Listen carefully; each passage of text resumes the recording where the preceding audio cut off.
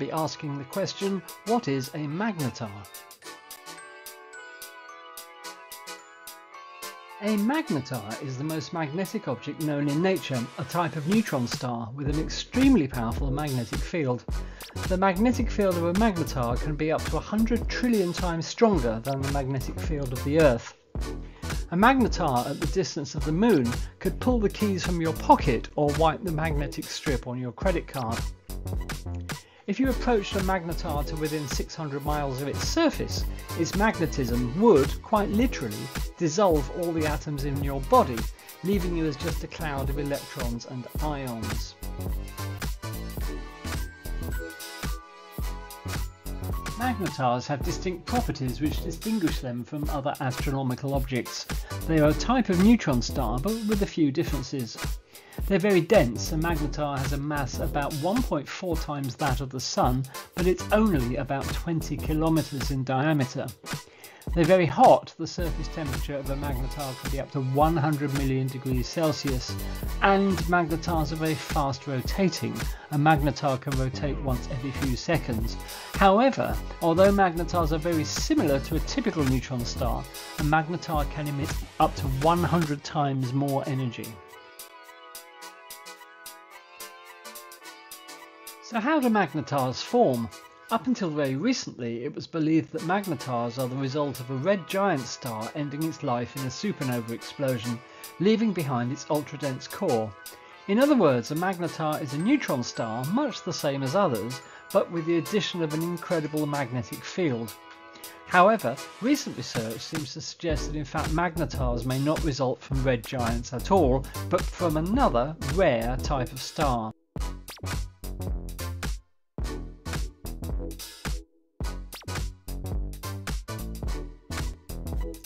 The most recent research into the origins of magnetars has focused on a new type of star called a massive magnetic helium star. These stars are a few times more massive than the Sun and are rich in helium. They are also thought to have very strong magnetic fields.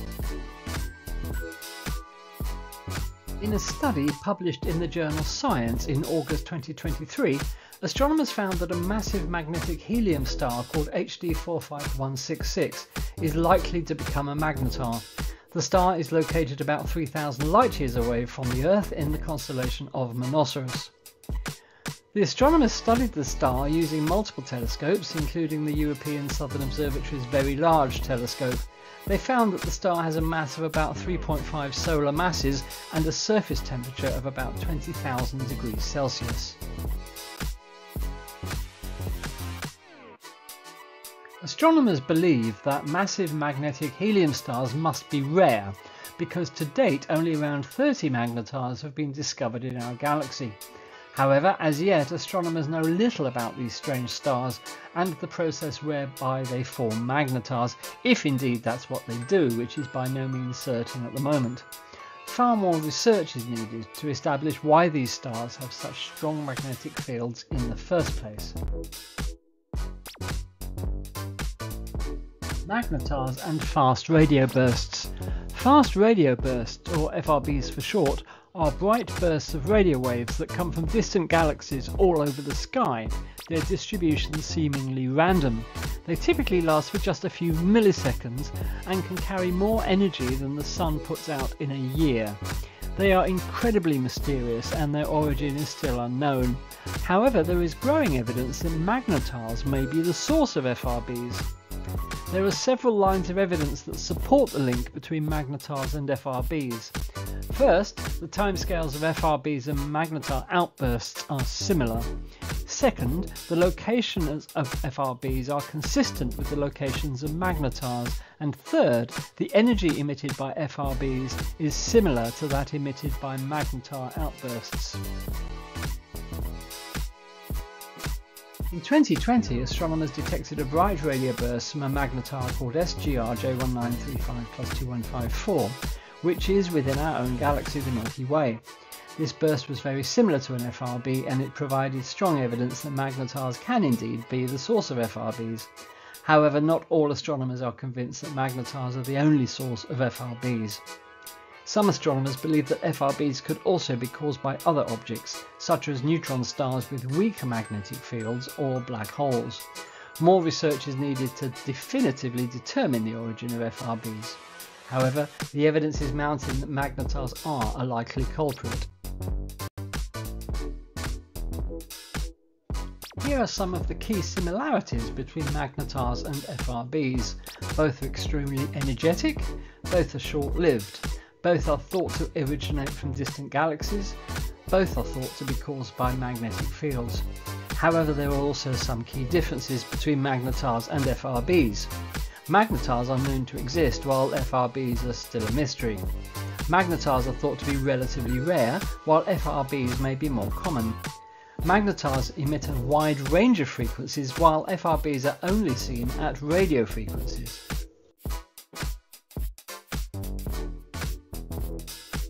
The link between magnetars and FRBs is a hot topic of research in astronomy. As more FRBs are discovered and studied, scientists will be able to better understand these mysterious objects and their origins. Well, that brings us to the end of this brief introduction to magnetars, but just to summarise, magnetars are neutron stars with incredibly strong magnetic fields. Their origins are uncertain, but recent studies link them with a new type of star called a massive magnetic helium star. Magnetars may be the source of fast radio bursts, or FRBs, those enigmatic and powerful bursts of radio waves of incredible power seen all over the sky. Much is still unknown about magnetars, but they seem to be very rare animals in the cosmic zoo. Well, we hope you've enjoyed this video about magnetars. Do keep your eyes open for other videos in the Astronomy Basics series from Space Oddities on our YouTube channel. Until the next time, goodbye.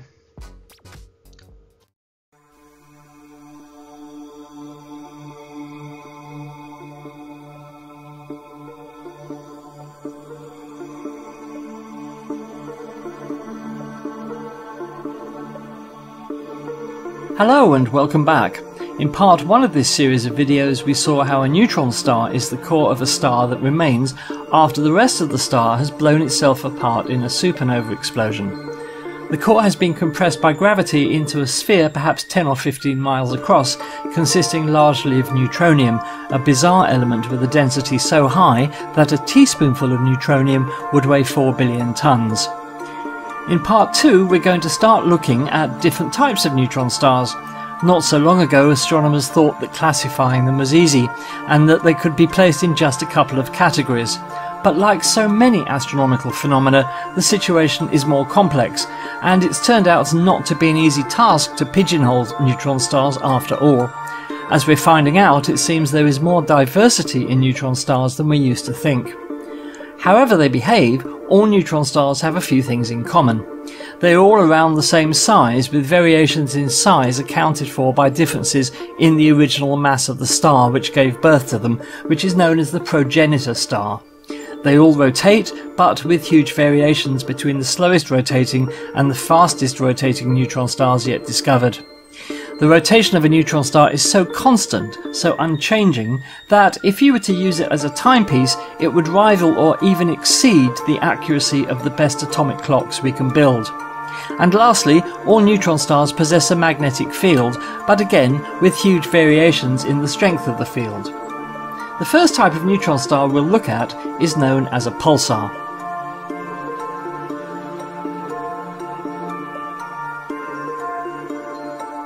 A pulsar is the name given to a neutron star where particles surrounding the star are accelerated by the intense magnetic field towards the magnetic poles, where they are focused into beams or jets of energy, which shoot out from the poles at about 70% of the speed of light. Note that the magnetic poles are often not aligned with the neutron star's axis of rotation, meaning that the jets describe a cone as they sweep round the sky. In other words, they wobble. If the Earth happens to intercept one of these jets, we see a flash. If it doesn't, we see nothing, meaning that there is almost certainly a huge number of neutron stars we never see. And the only way we can see pulsars is by their flashes. They're far too small, just a few miles across, to see even in the largest telescopes. The vast majority of neutron stars are pulsars, and most of them emit their beams in the form of radio light and are therefore known as radio pulsars, detectable with radio telescopes. However, this is not the whole story. Pulsars can emit visible light, gamma rays and X-rays in the form of jets. It is thought that all pulsars emit these types of radiation when they are young, but over time they lose energy and emit just radio waves. What type of energy we detect from a pulsar is therefore a guide to its age. For example, a typical 10 million year old pulsar will probably just emit radio waves. Let's look at an example. In the year 1054 AD, Chinese astronomers observed what they called a guest star in the heavens. They wrote that it was as bright as Venus and visible in daylight. Accounts vary as to how long this guest star was visible for, but one record states it was visible for a whole year in the sky. Others, however, disagree, citing a much shorter period. The Chinese refer to the object as being below Tianhuan in the sky. We know Tianhuan to be a star in the constellation of Taurus, and we now believe that what they witnessed in 1054 was a supernova explosion. And we also know what is in that same position in the sky today, the Crab Nebula, M1 in Messier's famous catalogue of celestial objects. The Crab Nebula is a supernova remnant some 6,500 light years away, and it spans 11 light years. At its heart is a pulsar, one of the first discovered back in the late 60s. Its beams sweep by the Earth 30 times a second, meaning of course that the Crab pulsar rotates at that speed, 30 times a second. But the pulsar is one of a small group which also flashes in optical light as well as at radio wavelengths. Slowed down from its actual rate of 30 flashes per second, here the Crab pulsar betrays itself by flashes of visible light emitted as jets from its magnetic poles. The fact that it emits both radio and optical light indicates a young pulsar, one barely 1,000 years old. But there's more. At the heart of the Crab Nebula there are high-energy particles produced by the pulsar that glow in X-ray light.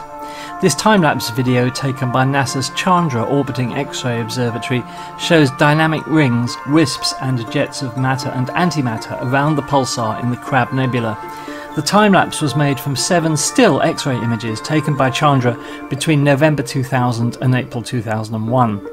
In addition, the presence of high-energy X-ray emissions in the jets shooting out from its poles marks the Crab pulsar as young. In pulsars millions of years old, we see just light at radio wavelengths, an indication that energy levels around the pulsar are less intense and its magnetic field weaker, no longer able to accelerate particles like electrons and positrons to sufficiently high levels to produce X-rays and gamma rays.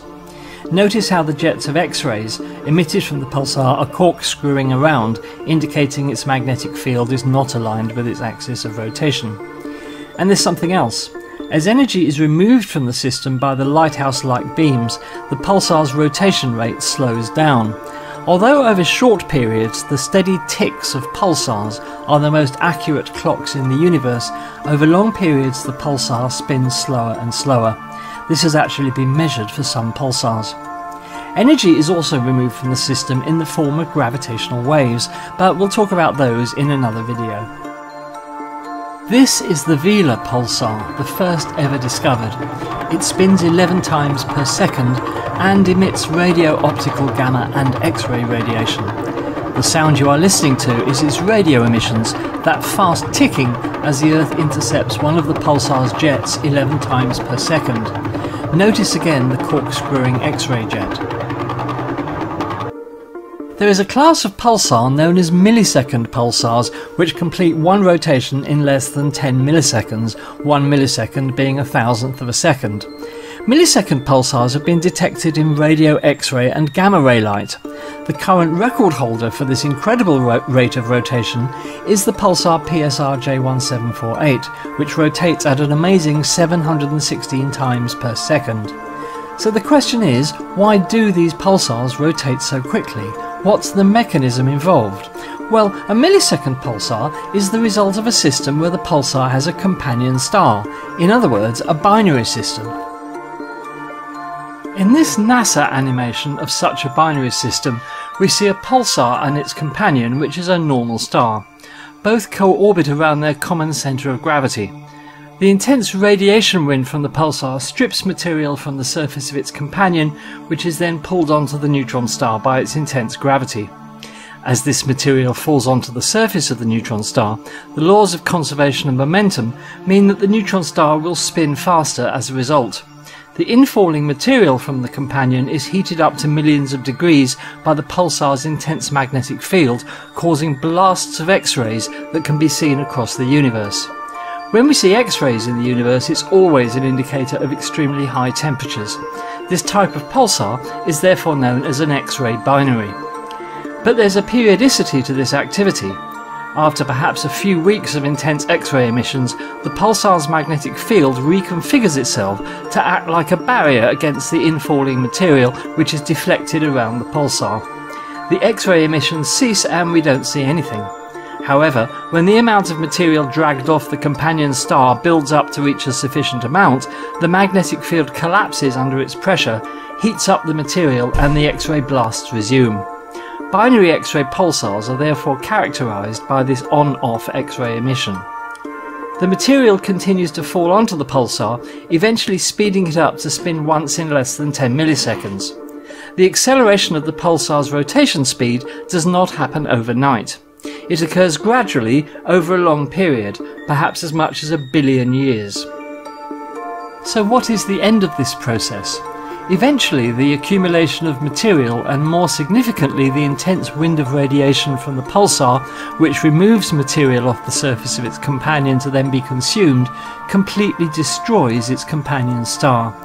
The first of these binary X-ray pulsars, which eventually totally consume their companion, was discovered in 1988 and was given the rather fitting name of the Black Widow pulsar. It's located roughly 6,500 light-years from the Earth. It orbits with a brown dwarf or a super Jupiter companion. The pulsar and its companion rotate around each other every 9.2 hours. In 2010, it was estimated that the neutron star's mass was at least 1.66 solar masses and possibly as high as 2.4, making it a candidate for the most massive neutron star yet discovered. The name Black Widow has since become the descriptive name for all pulsars of this type. Around 24 Black Widow pulsars have so far been discovered in our Milky Way galaxy.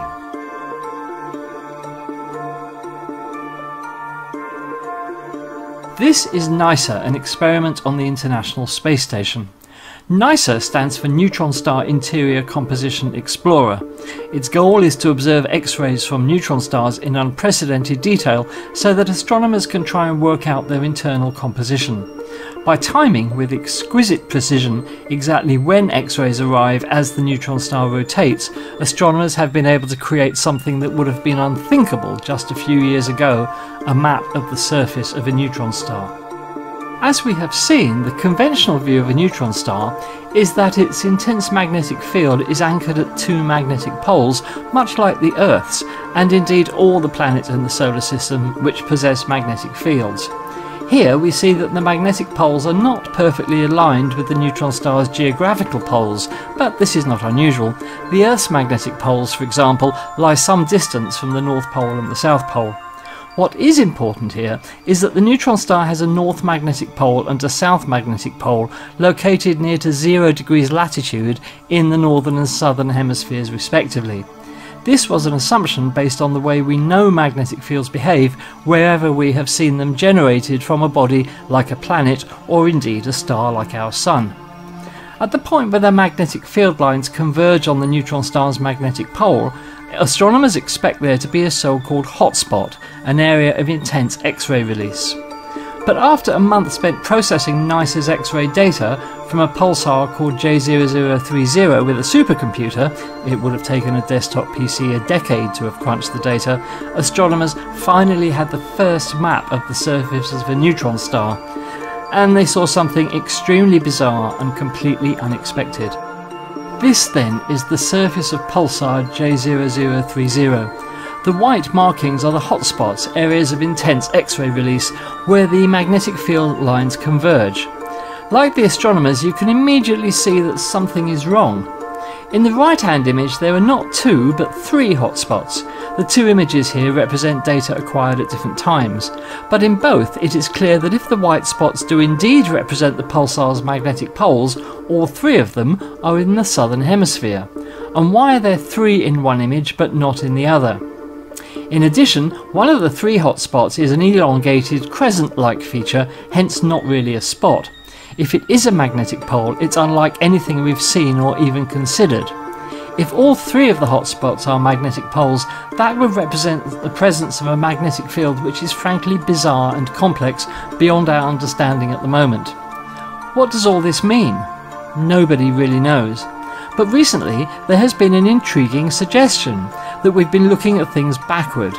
Instead of the hotspots being caused by magnetic field lines converging on the surface, the hotspots are being generated from within the interior of the neutron star, welling up to the surface and then somehow attracting the magnetic field lines to them. If true, the NICER instrument is really living up to its purpose and telling us something important about what's going on inside pulsar J0030. But for now, this map of the surface of a neutron star is truly enigmatic and mysterious. Maps of other neutron stars will be needed in order to understand just what we are seeing. Well, that brings us to the end of this video about pulsars. We've only really scratched the surface here, but I hope you've enjoyed this introduction. Next time, we'll be looking at what is undoubtedly the weirdest type of neutron star, the magnetar. If you thought pulsars were strange, you've not seen anything yet. Please don't forget to like and subscribe. We'd love to keep bringing you more videos like this one, and only by you supporting us can we make that happen. Thank you so much. Don't forget the Space Oddities live programme on Mondays at 8 PM UK time for the latest astronomical news, discussion and chat. Until then, this is Andy of Space Oddities wishing you all the best. Until next time, bye bye.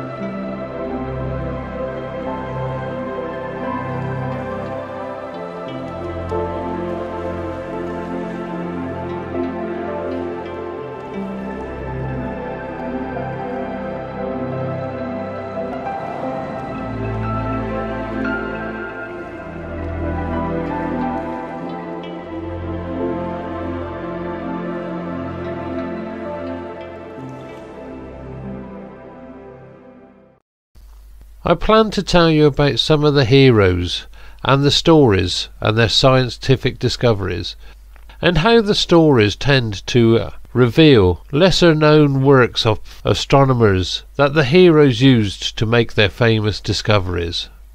Isaac Newton wrote to his nemesis, Robert Hooke, "If I have seen further, it is by standing on the shoulder of giants," which means if Newton had been able to discover more about the universe than others, then it was because he was working in the light of discoveries made by fellow scientists, either in his own time or earlier. Not was this only a humble brag, but it was also a dig at the fact that Robert Hooke was very short. They really didn't like each other. But it was also an acknowledgement of the people who had come before Newton, whose works he had used to make his famous discoveries. And as we will find, this is the tale throughout the history of discoveries in astronomy. This week I'd just like to summarise what is to come in the next few weeks, and I hope along the way we will all learn something new. From the beginning, mankind looked to the heavens with curiosity and wondered our place in the scheme of things. This makes astronomy one of the oldest sciences. Our curiosity has helped us make great discoveries about the universe and our place in it. Like we are not centre of creation, as first thought, but our planet revolves around the sun.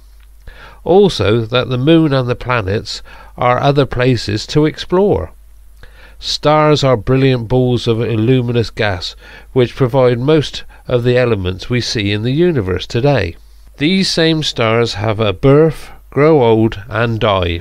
There are several million of them in our own galaxy alone, and to study them we require instruments and telescopes that can detect energy along the entire magnetic spectrum. We have also found things that baffle us and that stretch our imaginations to the limit. We have only just begun unravelling the mysteries of black holes, dark matter and dark energy, and are now in the position to understand the universe's beginning and how it may end. Every discovery tells a compelling story and has expanded our knowledge of the workings of the cosmos. And, as with most good stories tend to do, our account of these discoveries reveals the heroes behind them. Not the heroes of epic tales or comic books, performing feats of immense strength, bravery, or saving mankind and Earth from annihilation while dressed in tight costumes. Everyday heroes are people who spend their time trying to help others in distress or injured. People who try to improve the environment for everyone. When we think of heroes of astronomy, we tend to think of heroes of classical literature and of science, generally lone men who persevere against the odds in pursuit of a definite goal, people like Edwin Hubble, Albert Einstein and Carl Sagan. They asked, how did we get here? How does the universe work? And are we alone? These men captivate our imaginations. But the stories of these men and their achievements are far more complex than at first appears. Take Edwin Hubble. Most of us know his name due to the Hubble Space Telescope, but he did not have any part in its conception or building. Hubble is most famous for discovering that our universe is expanding, but he could not have achieved this without his groundbreaking discovery that galaxies existed outside our own galaxy, the Milky Way. Something he could not have done without the pioneering work of a lesser-known hero, Henrietta Swan Leavitt. Also, his work was done using one of the best telescopes built by telescope maker and astronomer George Ellery Hale. Other astronomers, including Vesto Slipher, also observed signs of an expanding universe. Hubble's work also coincided with similar work done by Belgian priest and physicist Georges Lemaitre. So, full credit for the discovery of an expanding universe is hotly debated to this day. Was it Hubble, Slipher or Lemaitre? As for the space telescope that bears Hubble's name, it was originally imagined by Lehman Splitzer and brought about by Nancy Roman and repaired by astronauts in low Earth orbit aboard the Space Shuttle Endeavour, and is still working today. In short, Hubble did make great contributions to astronomy. The telling of his story has evolved to include the amazing feats of a wide variety of other lesser-known heroes. Astronomical discoveries have been made with the advancement of telescopes, the astronomer's invaluable tool.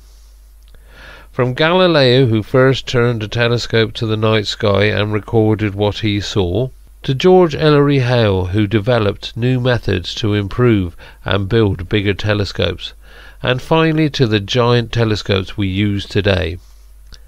As telescopes got bigger and better, the more discoveries were and are made.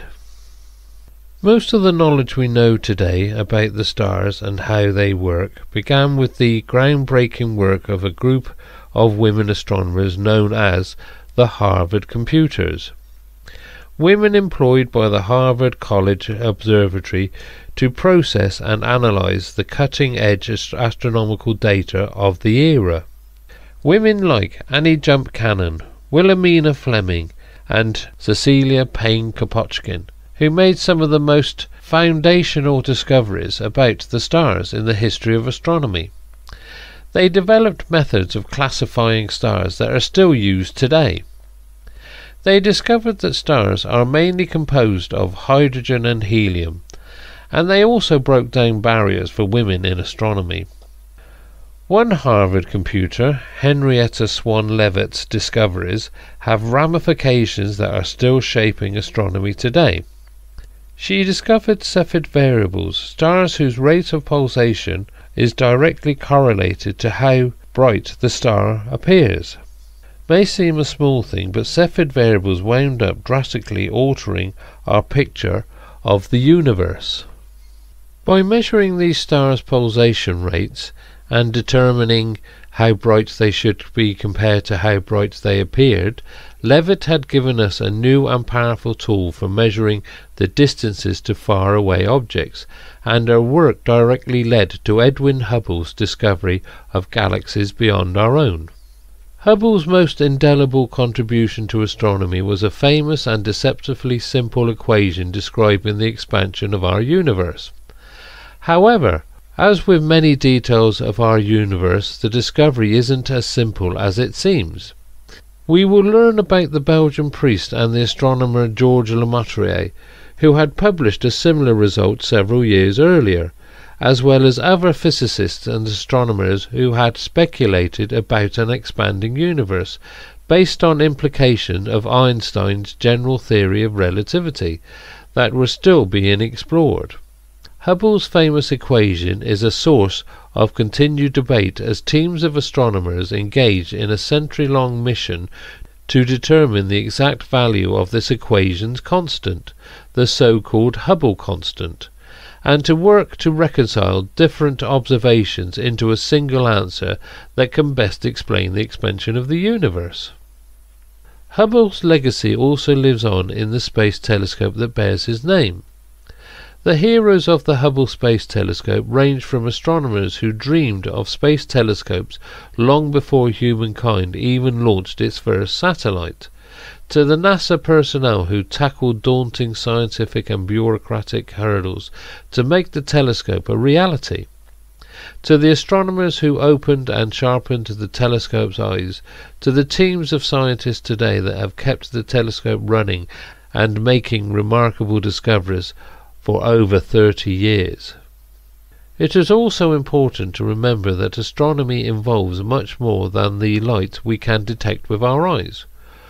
What we call visible light occupies just a tiny fraction of the electromagnetic spectrum, and fully understanding the universe requires the ability to detect energy across the entire spectrum to get a complete picture of the cosmos. Hopefully we'll learn how over in the radio regime at wavelengths far too long and energies far too low to be detected with our eyes, Physicist Karl Jansky made a groundbreaking discovery in 1932 when he became the first person to detect radio waves from space while working at Bell Labs. A few years later, Grote Reber created the first dedicated radio telescope, an antenna specifically designed to detect radio waves from the sky. Since then, the field of radio astronomy has grown exponentially. We have radio astronomy to thank for one of the most exciting discoveries when in 2019 astronomers synchronized radio telescopes across the entire planet to take the first ever picture of a black hole. Another radio telescope at Bell Labs also made an incredible, if accidental, discovery in 1964. It detected the cosmic microwave background, the faint leftover remnant of the Big Bang, observable as a quiet but persistent hiss in the background of the telescope's data. This radio signal from the birth of the universe led to a Nobel Prize for its discoverers, Arno Penzias and Robert Wilson. Today, several dedicated space telescopes have been launched to study the cosmic microwave background, and teams of scientists are focused on collecting data from the universe's earliest moments in the hopes of explaining how space and time have evolved to what we have today. Decades after Hubble's discoveries of galaxies beyond our own, and just 3 years after the discovery of the cosmic microwave background marked a shift in how we studied the nature of our universe. An astronomer named Vera Rubin uncovered strange inconsistencies in how the stars in nearby galaxies moved. We will see how years of careful observations revealed these galaxies appeared to contain huge amounts of invisible mass, what we now call dark matter. The existence of dark matter fundamentally changed our entire cosmological model and spawned an entire new field within astronomy, focused on studying dark matter in the hopes of explaining what exactly it is and how it affects our universe. These questions tie back into one of the most fundamental questions that astronomers find ourselves asking. How did the universe begin? We think of the Big Bang as the beginning of the universe, but this story itself, from its name to its model of how the cosmos came to be, has its own interesting beginnings. Big Bang cosmology is now widely accepted as the scientific model for where our universe came from, but it also poses several ongoing mysteries. From what exactly happened in the earliest fractions of a second after the universe began, to the mysterious force known as dark energy that appears to be powering its continued expansion. Finally, where does the Big Bang ultimately leave us? Astronomers are still debating how the universe has evolved, the existence of parallel universes, and how our universe might end. In the second part of our discussion, we'll focus on Albert Einstein. His very name is synonymous with genius and discovery, and in this section of the course we'll consider some of the most mind-bending concepts in astronomy: gravity, time, black holes, and the extremes of light and energy that challenge our understanding of how our own galaxy works.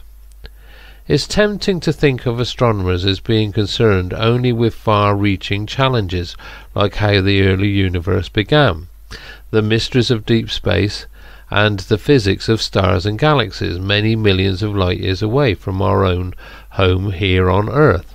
However, for the astronomers who study these questions, our scientific pursuits are inextricably tied to the people who study them. Many astronomers have, alongside their groundbreaking research in space, dedicated their time and energy to fighting discrimination and advocating for equal opportunities in astronomy and the broader fields of science. Another hero of astronomy is Oscar Duhalde, who became one of only a handful of human beings in history to make an exceptionally rare astronomical discovery. In 1987, Oscar, a telescope operator in Chile, became the only living person to discover a supernova with the naked eye.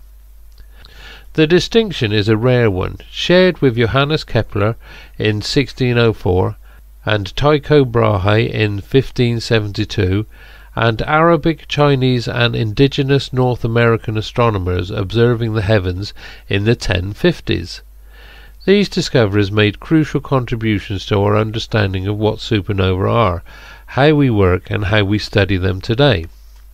Supernovae are incredible energetic events produced in the final moments of a dying star's life, events that emit energy across the entire electromagnetic spectrum, a fact of physics that can be easy to forget for those of us used to seeing the world through the narrow range of wavelengths detectable by the human eye.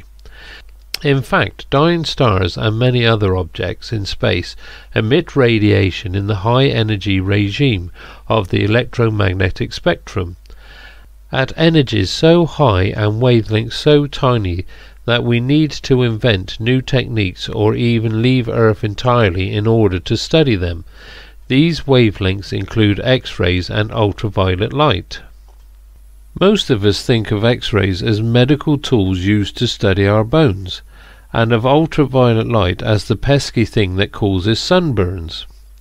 In reality, observing X-ray and ultraviolet light from space can offer a fascinating window into things like newborn stars, enormous black holes, and even the workings of our own sun.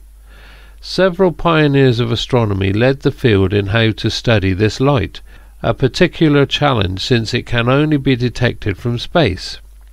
Years before the Hubble Space Telescope launched, visionaries like George Carruthers, Riccardo Giacocani, and Arthur B.C. Walker Jr. developed the cameras, technology and techniques required to capture this invaluable data from the cosmos. At the other end of the spectrum, radio telescopes also offered us the opportunity to uncover strange and exotic physics in space. In 1967, an astronomer named Jocelyn Bell discovered a strange signal, perfectly regular pulses of radio emissions, in data from a radio telescope in Cambridge, England. Her discovery proved to be the very first observations of something called a neutron star, the tiny and dense remnant left behind by the supernova death of a massive star.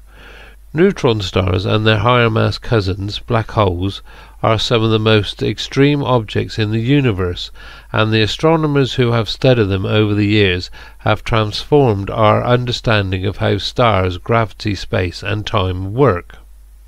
Published in 1915, after 8 years of work, Albert Einstein's general theory of relativity connected the properties of gravity, space and time.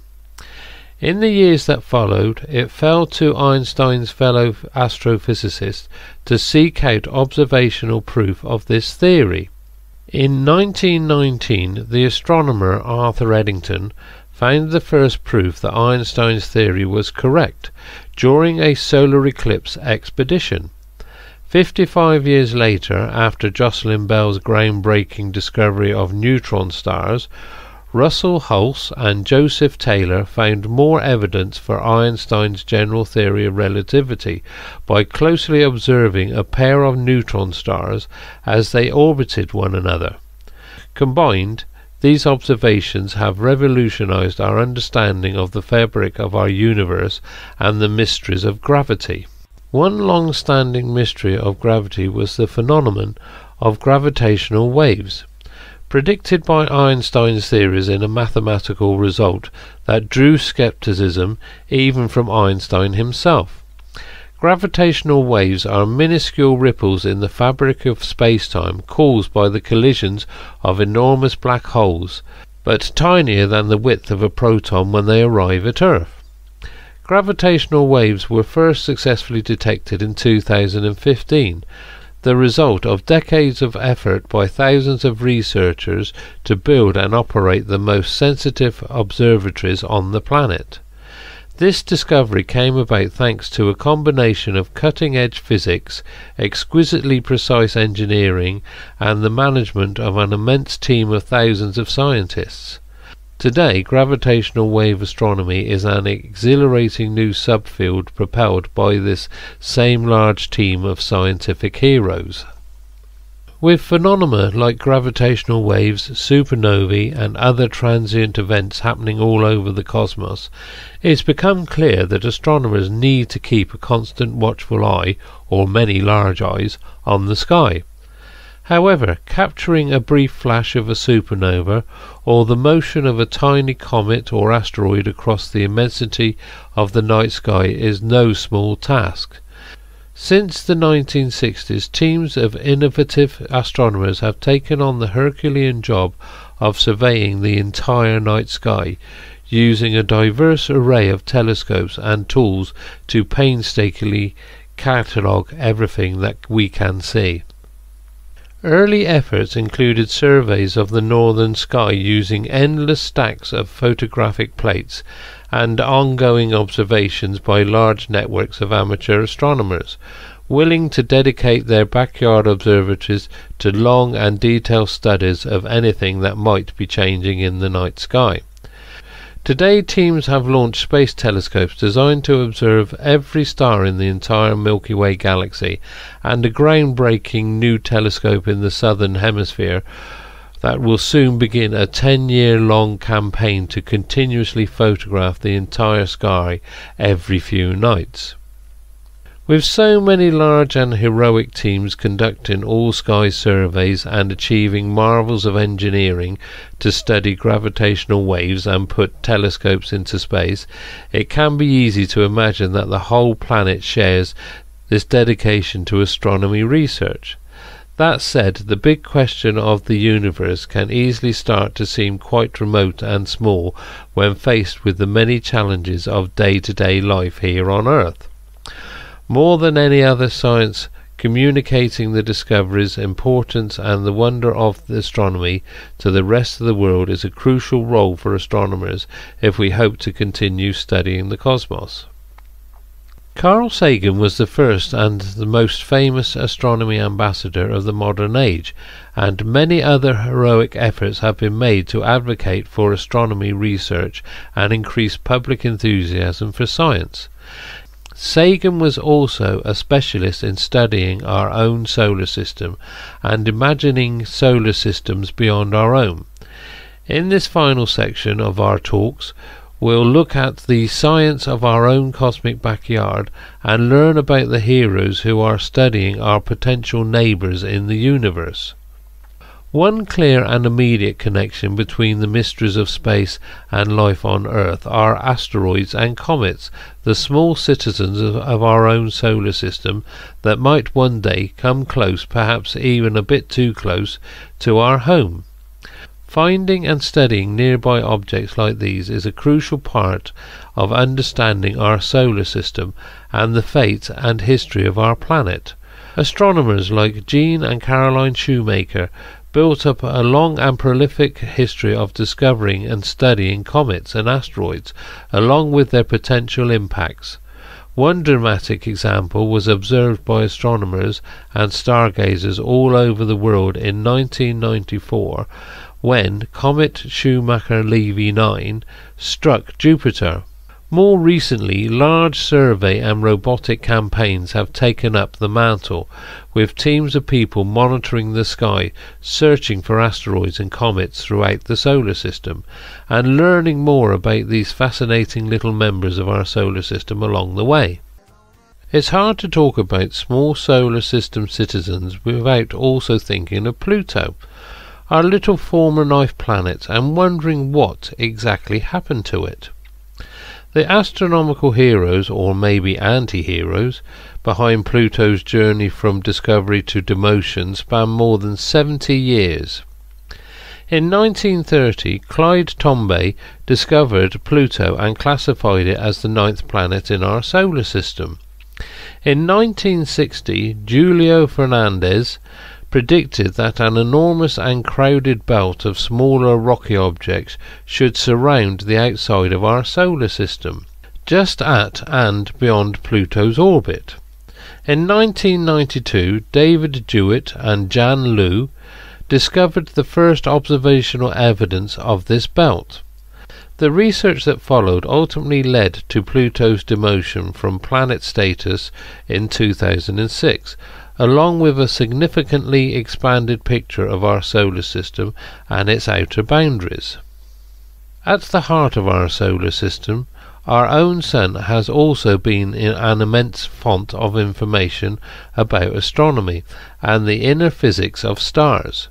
Solar physicists have used enormous tanks of liquid to detect neutrinos, tiny subatomic particles that emerge from the Sun's core and act as minuscule ambassadors from the immensely hot and dense heart of a star.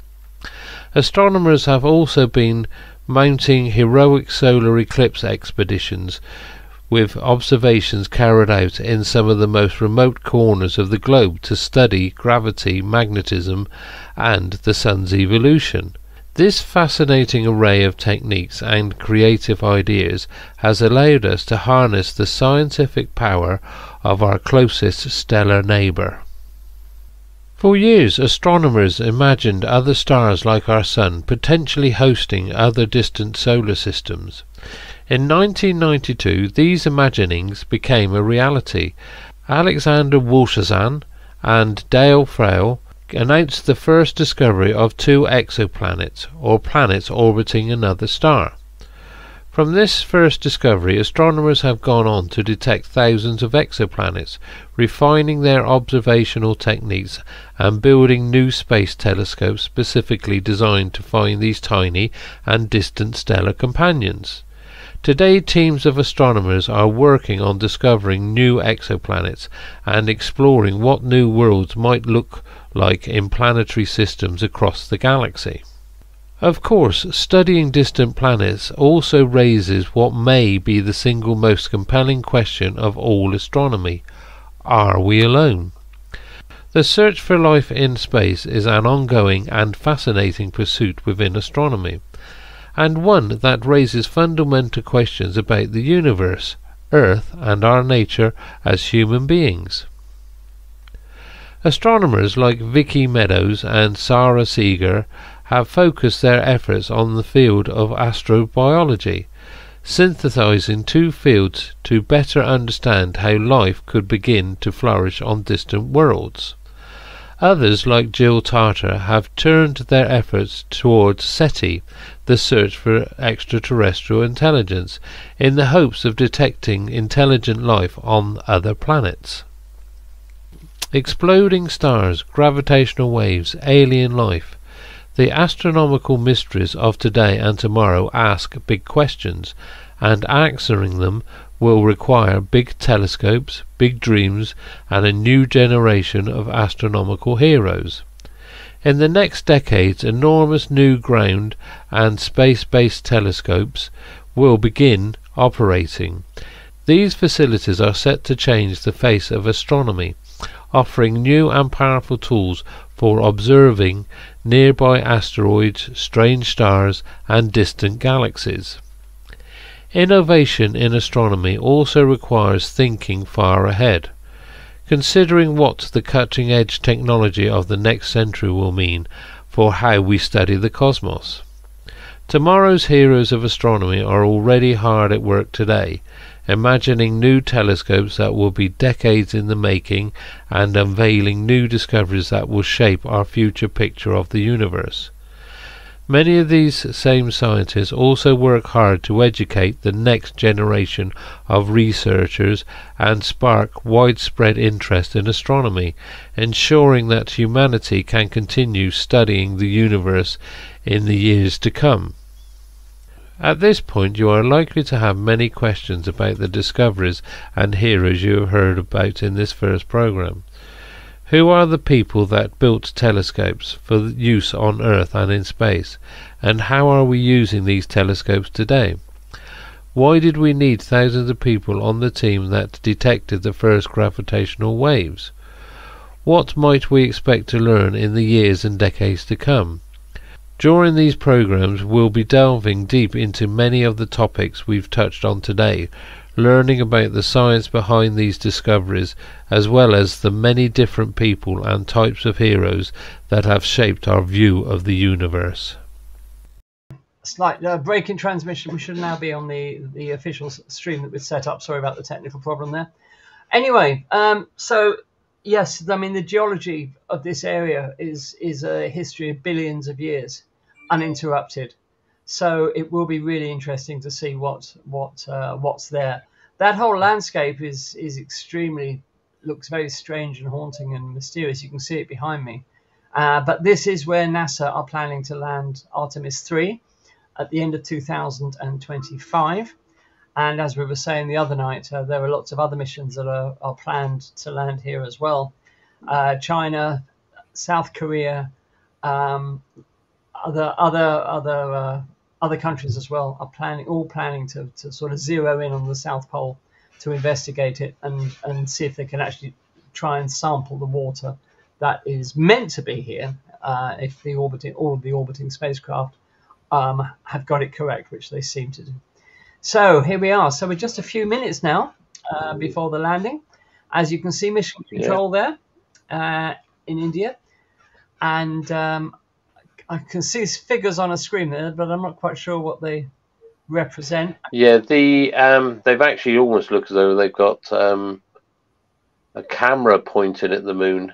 Yes, it in does. One of the screens there. It does, doesn't it? In the middle, Yeah, it looks like there's a camera pointed at the moon. Yeah. In which case, it's still at some considerable altitude. I'm just trying to work out from those figures.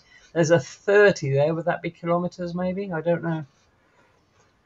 But also progressing well. Let's just listen in for a moment to see whether we can work out what's happening.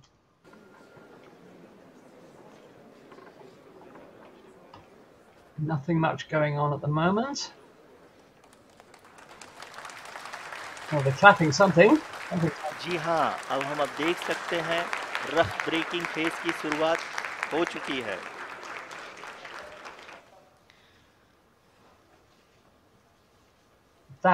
During this rough braking phase, the lander velocity shall be brought down from 1,680 meters per second to 358 meters per second.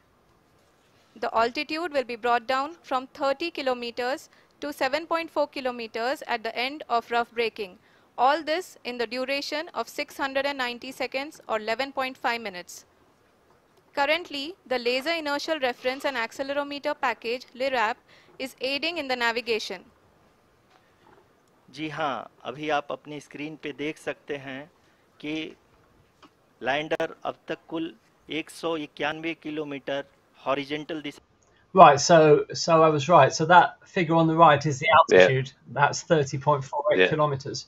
And the landing burn's underway. So the landing bird has started. Oh, exciting stuff. Yeah, there we are. You can see it there, 31 kilometers. Seems to be climbing. Okay. Now it's going. It's definitely climbing. Right. Oops. Yeah. Well, we'll just give it time. It's probably all nominal, as they say. Yes, it's probably all nominal.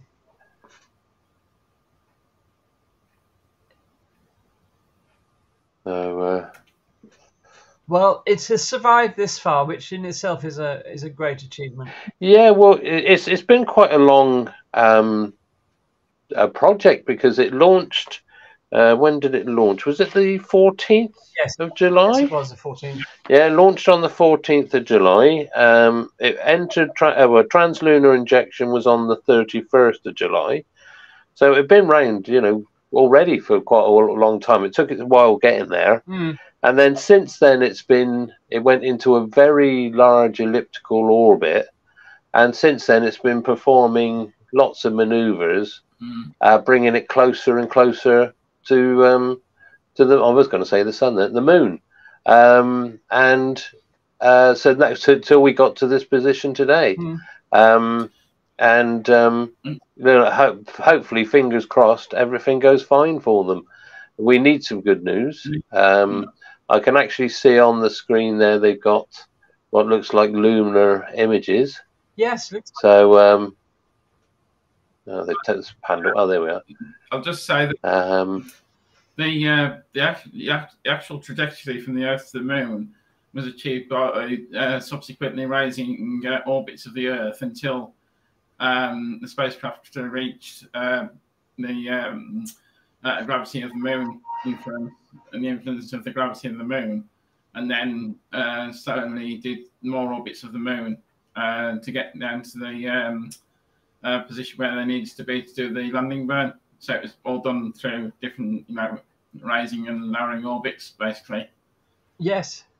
Yeah, because that took 10 days. Exactly. It did five individual maneuvers, slowly, as you said, Michael, raising its orbit before it actually left the Earth's gravity on this way to the Moon. So yeah. So I suppose you could say it's an efficient way, but in fuel wise, if you like, but not in time. Yeah, it's definitely coming down now. Yeah, you can see that now, coming down quite nicely. Yeah. With the horizontal velocity decreasing. Yeah. And the vertical velocity, of course, increasing as it descends. Yeah. That's in meters per second. Yes. So it's moving at quite a bit of a speed at the moment. Absolutely. But, if you look at the graph, it's about to start the real descent. I like the way on that image just then it said rough braking. Yeah. It's like it's thrown out an anchor or something. Yeah. Yeah. Is that the proverbial anchor? Yeah, absolutely. Yeah. Absolutely. Yeah, it's sort of, how much are we going to deaccelerate it? Oh, I don't know. It's just roughly, whatever, 200 meters per second or whatever, or 50, up to you, really. So, rough braking. But that lovely image on the left of the approaching moon. Oh, yeah. That's lovely, isn't it? Yeah, that's nice. Very reminiscent of... Nice to see. Nice to see. Very, very reminiscent of Apollo, isn't it? Isn't it just? Yeah. I mean, because the images when it actually reached the moon and it did its first flyby, they were crystal clear. They were fantastic. They were. We are spoilt now with the cameras that they use today. Yeah. I'm saying that actually, I watched the Russians launch the Progress mission to the International Space Station last night, and the cameras to say, I think they're still using Zyka or something like that. The images were there. You could see what was going on, but they weren't that good. But yeah, they're probably shopping centre security cameras. Or yeah, probably Zenit E's. Yeah. There's nothing. No, don't diss the Zenit E. It was a good camera as long as you could lift it up. Yeah, it was substantial. You could drop it and it would survive. Yeah, made of old tank parts. Exactly. The Helios lens on the Zenit E was a phenomenal lens. Yeah, I'm not knocking it. I'm just saying, but if you could lift it up to your eye, and well done. Right. You realise you're showing your age now, don't you? Who cares? Oh well, yeah. Who cares? Those poor kids who never experienced Russian technology like that. Yeah. And film even. Yeah, exactly. Yeah, no, it was good. Ian's asking in the chat who's filming the video of the lander. I think it's Ridley Scott. Yeah. Yeah, I haven't had a look in the chat. Hi guys. Hello Graham. Hello Ian. Hello Astronobulae. Nice of you to join us. Steve's there as well. And Steve's here. Yeah, Steve as well. Gerard's here as well in the world. Hello, Gerard in the world. Hope your weather's good. Facebook user says, I came upon this by accident. Very lucky. Well, we're so glad that you did, Facebook user. And don't forget, if you want to tell us your name, you'll have to do so in your messages, because we just see you as Facebook user, unfortunately. And we'd rather be a little less formal. So here we are. So we're just in the final, well, not the final approach. How long have we got to go? Still about 25 minutes. So plan to launch about 1:45. Or maybe plan to land about 1:45. Is that what I think? Landing, touchdown is in 16 minutes. Yeah, 16 minutes. So it says here, but yeah, that could be out of date actually, because I think my thing's frozen. So that's enough. Roger says he can't use his telescope from Sparkford as moonrise is still 30 minutes away. Yeah. Yeah, very good. I bet it's a clear sky in Sparkford, as always. Yeah. Yeah. So thank you all for joining us. It's great to have you with us twice this week. So fingers crossed for a successful landing. Lovely image of the moon there. Look. It's not a video, as you can see. It's updating every so often. So it's not an actual live feed. It's a camera. Yeah, so, sorry, I've got to correct myself. It's 11 minutes to touchdown, sorry. 11 minutes to touchdown. Yeah. Wow. Yeah, 16.6. It's down to 16.5 kilometers now. And we will join the commentary from ISRO just in the final couple of minutes, I think, just to listen to what they say. Let's hope it's a we're down, hurrah, rather than a whoops. Because I would not like to have been in the Russian control room last week when Luna 25 was lost. That must have been dreadful. No. So, but, I mean, I'm not. It probably wasn't, but the whole thing seemed to be quite rushed. Yes. I don't know. It's very, very sad. Those people have put a lot of work into that. And space is one of these. No matter what the geopolitics is happening in this world, but space is one place where everybody comes together. So, you know, it's one of these things that it can bring people together. Geopolitics put aside, and so we like I said, we are sad for what actually happened. We want people to succeed. So we do. Yeah. And the other thing is, of course, what actually happened with the with Luna 25 was that they fired its engine to put them into the final configuration of orbit, if you like, before landing, and the main engine should have fired for 84 seconds, and it actually fired for 157. That's what actually happened, and they couldn't turn the main engine off. So when they did get it off, it had accelerated the spacecraft and accelerated it towards the surface of the moon. Yeah. Very sad. I don't know what you're posting, Michael, but I've got to review your message, so better not be naughty. Never. Right. So let's now join the Indian Space Research Organisation. Let's listen to the last few minutes of their commentary. Yes, we are privileged to have with us Honorable Prime Minister of India, Shri Narendra Modi ji, who has joined us from South Africa's Johannesburg to encourage us. Well, that's nice. Yeah. जी हाँ, आप ये देख सकते हैं altitude hold face भी बहुत ही आसानी से लैंडर फेस ने पार कर लिया है और अब फाइन ब्रेकिंग की शुरुआत हो चुकी है। अभी हम ये देख सकते हैं कि लैंडर की ऊंचाई लगभग 5.6 किलोमीटर है, जो कि इस फेस के उपरांत लगभग 800 मीटर हो जाएगी। Okay. Right. We can hear from the mission operations team that the sensors are performing nominally, and we are currently in the midst of the fine braking phase, which is going to continue for 3 minutes, and the altitude is going to be reduced to nearly 800 meters at the end of this phase. Gosh. जी हाँ, Crucial जैसे time. कि आरुषि जी ने बताया कि लगभग 3 minute के उपरांत lander की हाइट लगभग 800 मीटर वर्टिकली होगी और यहाँ पे लैंडर की horizontal velocity, vertical velocity, even down range भी लगभग शून्य होगा.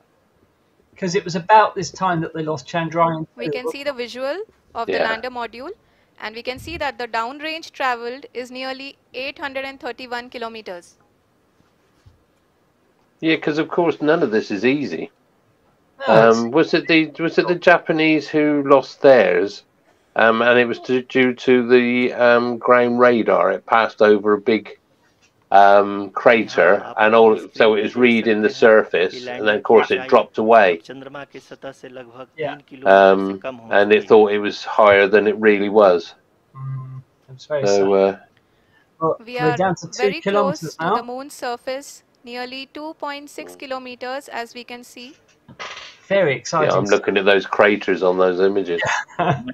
Well, it seems to be coming down between them, which is good. Look, it's definitely over, not over a big crater. I'm going to be really interested to see exactly where the landing site is. Yeah. So I can find it on the map. And Prime Minister He looks a bit stern, doesn't he? Yeah, he looks a bit stern. कि lander की ऊंचाई लगभग 1 kilometre के आसपास है. 1 kilometer coming up or coming down. Nail biting stuff. We are nearing the final phase of the power descent, which is going to be the vertical descent phase or the local navigation phase. Now this is where it gets tricky. Yeah. जी हाँ, अब हम fine breaking waves के एकदम करीब आ चुके हैं. हाँ, आप तालियों के गड़गड़ाहट से सुन सकते हैं कि हम लोगों ने तीसरे चरण को भी बहुत ही सफलतापूर्वक हासिल कर लिया है और अभी हम वर्टिकल डिसेंट फेज में आ चुके हैं, जिसकी शुरुआत भी बहुत ही अच्छे ढंग से हो चुकी है. Yeah.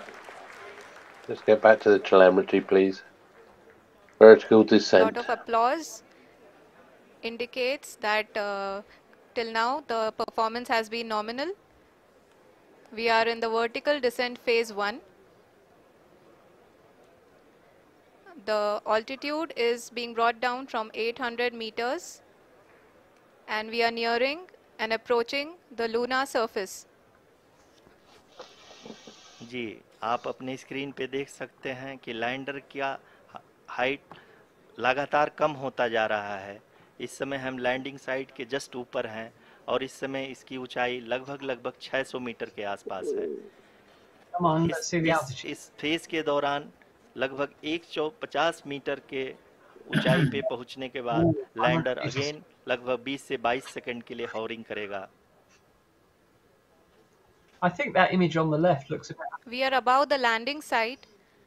The horizontal as well as the vertical velocity is now being constantly reduced.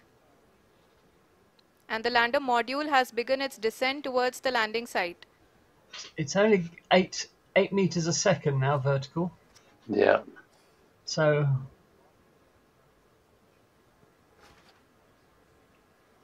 Ooh. जी हाँ, आप अपने स्क्रीन पे देख सकते हैं ये जो पथ निर्धारित किया गया है, लैंडर पूरी तरह से उसी को ही फॉलो कर रहा है. इस समय हम लगभग 200 मीटर की हाइट से भी कम आ चुके हैं.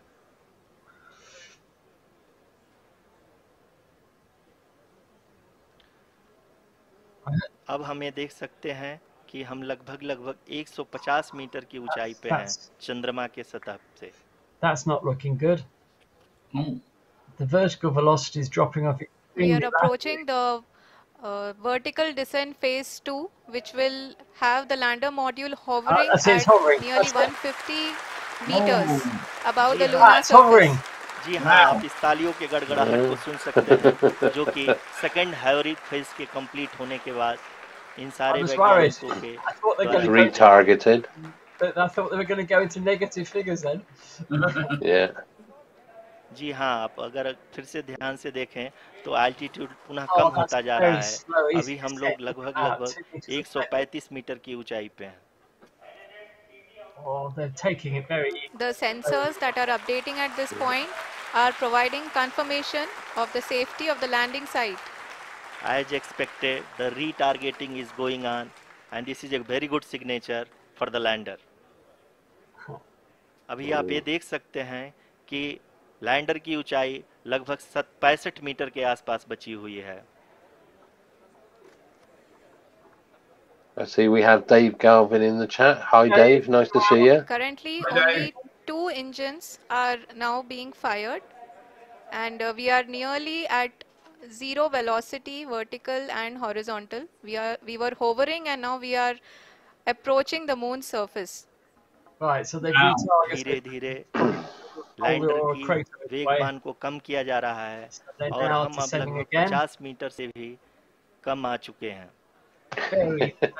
Very nice maneuvers being carried out here. We can see the Honorable Prime Minister, Very delicate, Shri isn't it? Narendra Modi ji, Very delicate. who is here to encourage us, and he is critically looking at the visuals. Go Chandra. Go Left Chandra. a bit, left a bit, left a bit. Up your end, down a bit. जी हाँ, आप अपनी screen पे देख सकते हैं कि हम lander module India have successfully landed at the south pole of the moon. People are applauding. Let us all wait to hear from the Secretary Department of Space and Chairman ISRO, Shri S. Somnath. Well, they got him a bigger lander flag. Module पूरी तरह से safely और softly चंद्रमा के सतह पे land हो चुका है. ये हम Well, लोगों के लिए congratulations. बहुत ही गर्व की बात है. हिंदी में एक कहावत है. Okay, congratulations to India then, because they have landed at the south pole of the moon, the first spacecraft to do so.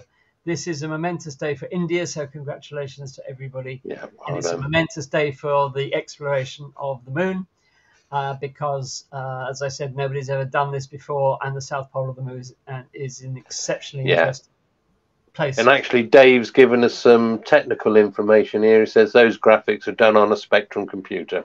So, They probably were, Dave. Yeah, they probably were. Yes, indeed. So, yes, Kevin, you're quite right, saying the Indian PM could have got a bigger flag. But Ian says, well, he's got 3 flags behind him. So, there we are. So, many congratulations. Let's listen to... let's see if this commentary is in English now. मेरे प्यारे परिवारजनों,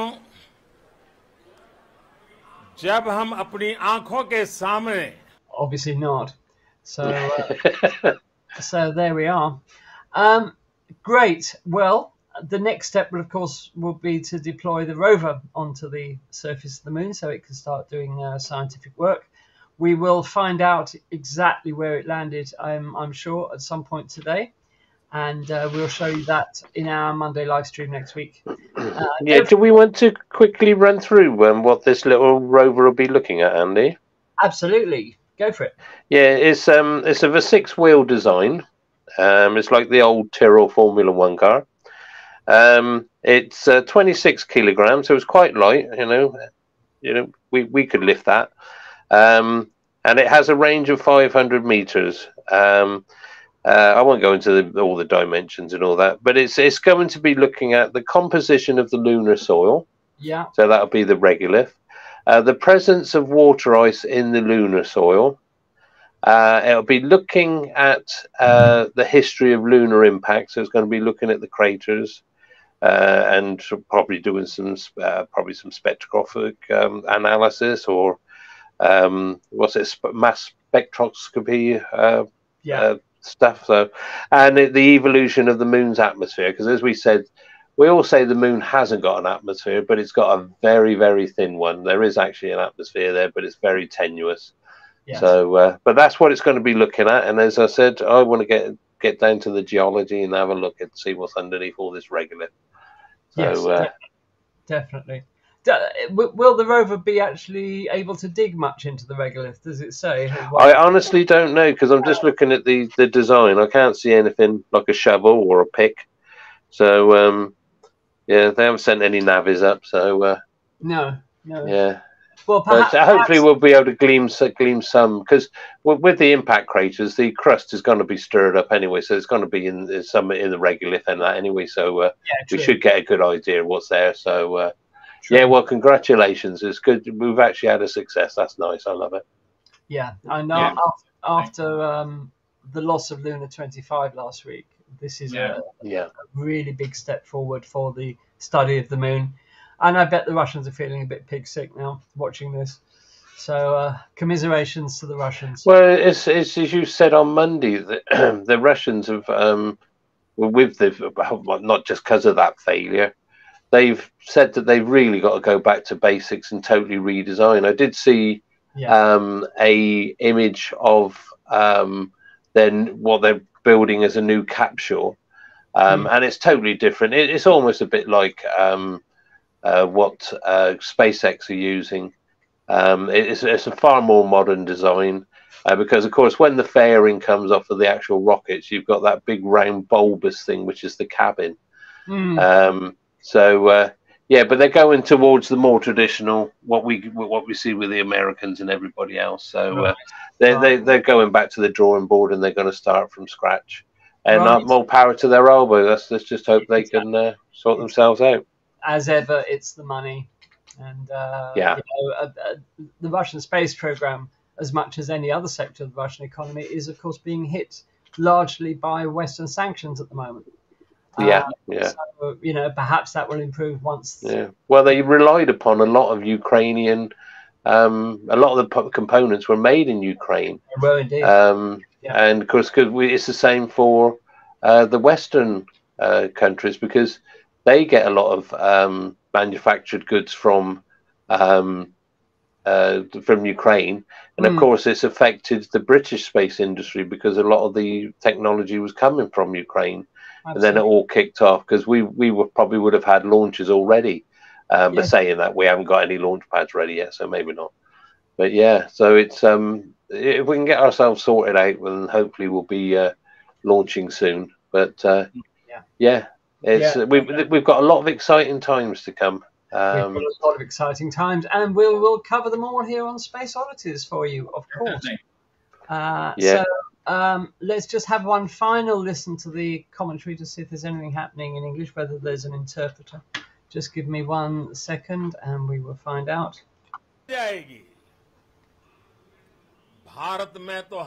No is the answer to that. So so there you are. So I think that will just about bring our broadcast today to a close. Thank you so much of you who've dropped in to watch this. I see we got 39 people watching at the moment, so that's very good of everybody to watch. Yeah, for a Wednesday afternoon. For a Wednesday afternoon, that's wonderful. Next Monday we have as a very special guest the astronaut Scott Potteet, who is the pilot of the upcoming Polaris Dawn mission, which is due to launch no earlier than last quarter this year. An exceptionally pioneering, innovative space mission. Find out all about it on Monday when Scott joins us. If you have any questions for him, of course, you're more than welcome to ask. And we will look forward to having Scott as a real-life astronaut as our guest.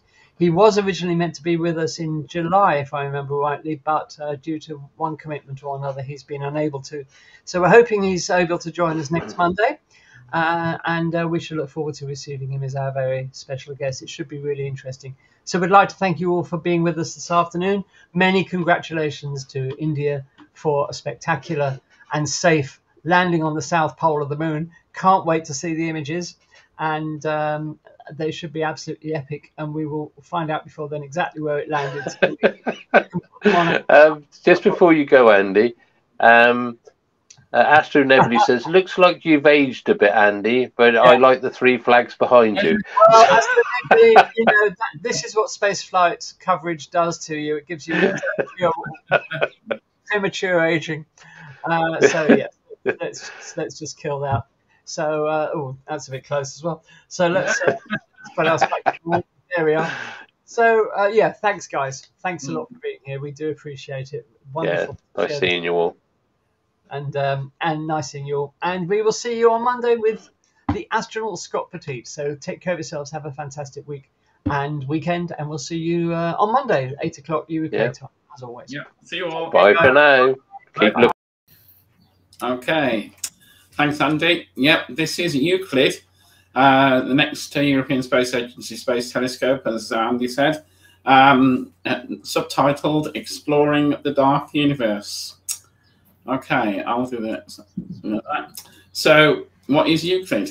Euclid is a visible to near-infrared space telescope developed by the European Space Agency and the Euclid Consortium. Euclid is named after the Greek mathematician Euclid of Alexandria, who lived around 300 BC and reported to be the founder of the subject of geometry. As the density of matter and energy is linked to the geometry of the universe, the mission was named in his honor. That's where the name comes from. All right. And the way Euclid came about, previously there was 2 missions proposed under ESA's Cosmic Mission 2015 to 2025. The first one was Dune, the Dark Universe Explorer, and Space, the Spectroscopic All-Sky Cosmic Explorer. They work so hard on these acronyms, don't they? Yeah, exactly. Both missions proposed complementary techniques to measure the geometry of the universe, and after an assessment study phase, a combined mission resulted.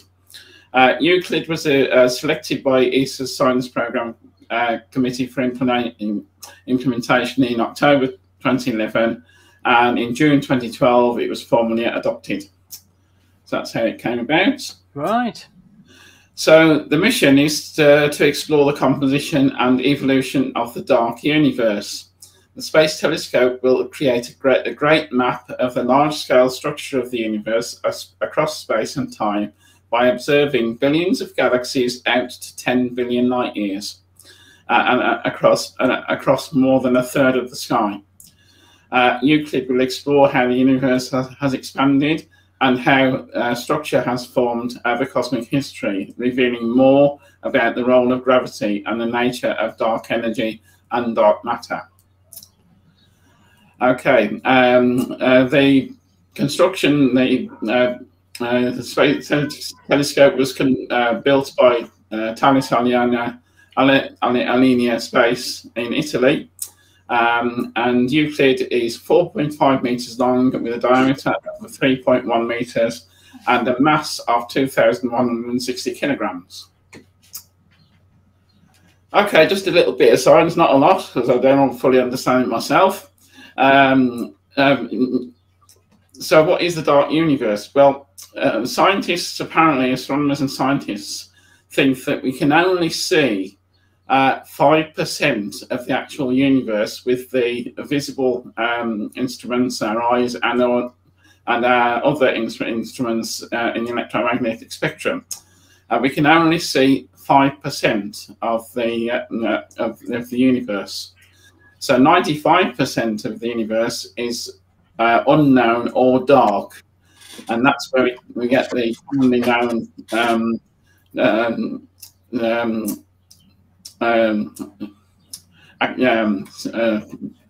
sorry about that. Commonly known as dark matter and dark energy. That's where we get that from. Okay. So 5 mysteries Euclid will help solve. What is the structure and history of the cosmic web? What is the nature of dark matter? How has the expansion of the universe changed over time? What is the nature of dark energy? And is our understanding of gravity complete? Okay, Euclid, or more about Euclid itself. Euclid will be launched on the SpaceX Falcon 9 from Cape Canaveral Spaceport Station, I believe on the 1st of July. And originally, Euclid was going to be launched on a Russian Soyuz rocket, but this was changed after the recent invasion of in Eastern Europe, and then Russia. That was cancelled for that particular flight, but this is now being taken up by SpaceX. There's 2 science instruments, the visible wavelength camera, or VIS, and the near infrared photometer and spectrometer, called NISP. The Euclid Consortium has delivered to each of the VIS and NISP instruments, and NASA provided the near-infrared detectors of NISP. Okay, Euclid will observe a third of the sky. It will measure the shape, position, and distance of galaxies up to out to 10 billion light years. It will create the largest, most accurate 3D map of the universe ever produced. Okay, so Euclid will address two core themes of the ESA's Cosmic Vision 2015-2025. What are the fundamental physical laws of the universe? How did the universe originate, and what is it made of? Okay. Yeah, but are they going to explore anything important? Those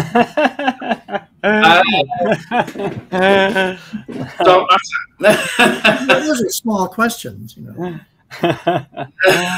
Get real. Yeah, yeah. Right. Okay. So Euclid isn't a large telescope, as space telescopes go. It's a 1.2 meter diameter mirror. And the spacecraft itself is only 4.7 meters tall and 3.7 meters in diameter.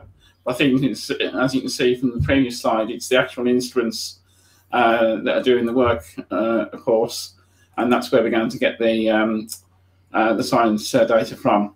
So the actual mirror is only 1.2 meters. 1.2 meters, yeah. Yeah. So the visible instruments measures the shapes of billions of galaxies. Between 550 and 900 nanometers wavelength. It has a mosaic. This is what interests me. It has a mosaic of 36 CCDs, or charge coupled devices, each one giving 4,000 pixels each. So each CCD has 4,000 pixels on that particular detector. The near-infrared spectrometer and photometer measures the brightness and intensity of light from the galaxies and is used to calculate the redshift stroke distance. And that works at between 900 and 2,000 nanometers wavelength. And that has, detector has a mosaic of 16 detectors, each having 2,000 by 2,000 pixels each. That will be the largest infrared field of view from space. I haven't actually checked that against James Webb. It's a lot wider field than James Webb. Yeah, it's a lot wider. So that still stands. Yeah, good. Okay. So Euclid will be stationed at Lagrange point 2, and it will actually be in the same orbit as the James Webb Space Telescope and ESA's Gaia Space Telescope. Launch, as I said, will be on the beginning of July. Excuse me, and it takes about 4 weeks to actually get to L2, much like the James Webb did. Right. So they're going to be neighbours. They are going to be neighbours. So just like the James Webb Telescope, Euclid has a large sun shield because obviously it wants to look in the opposite direction to the sun and the Earth.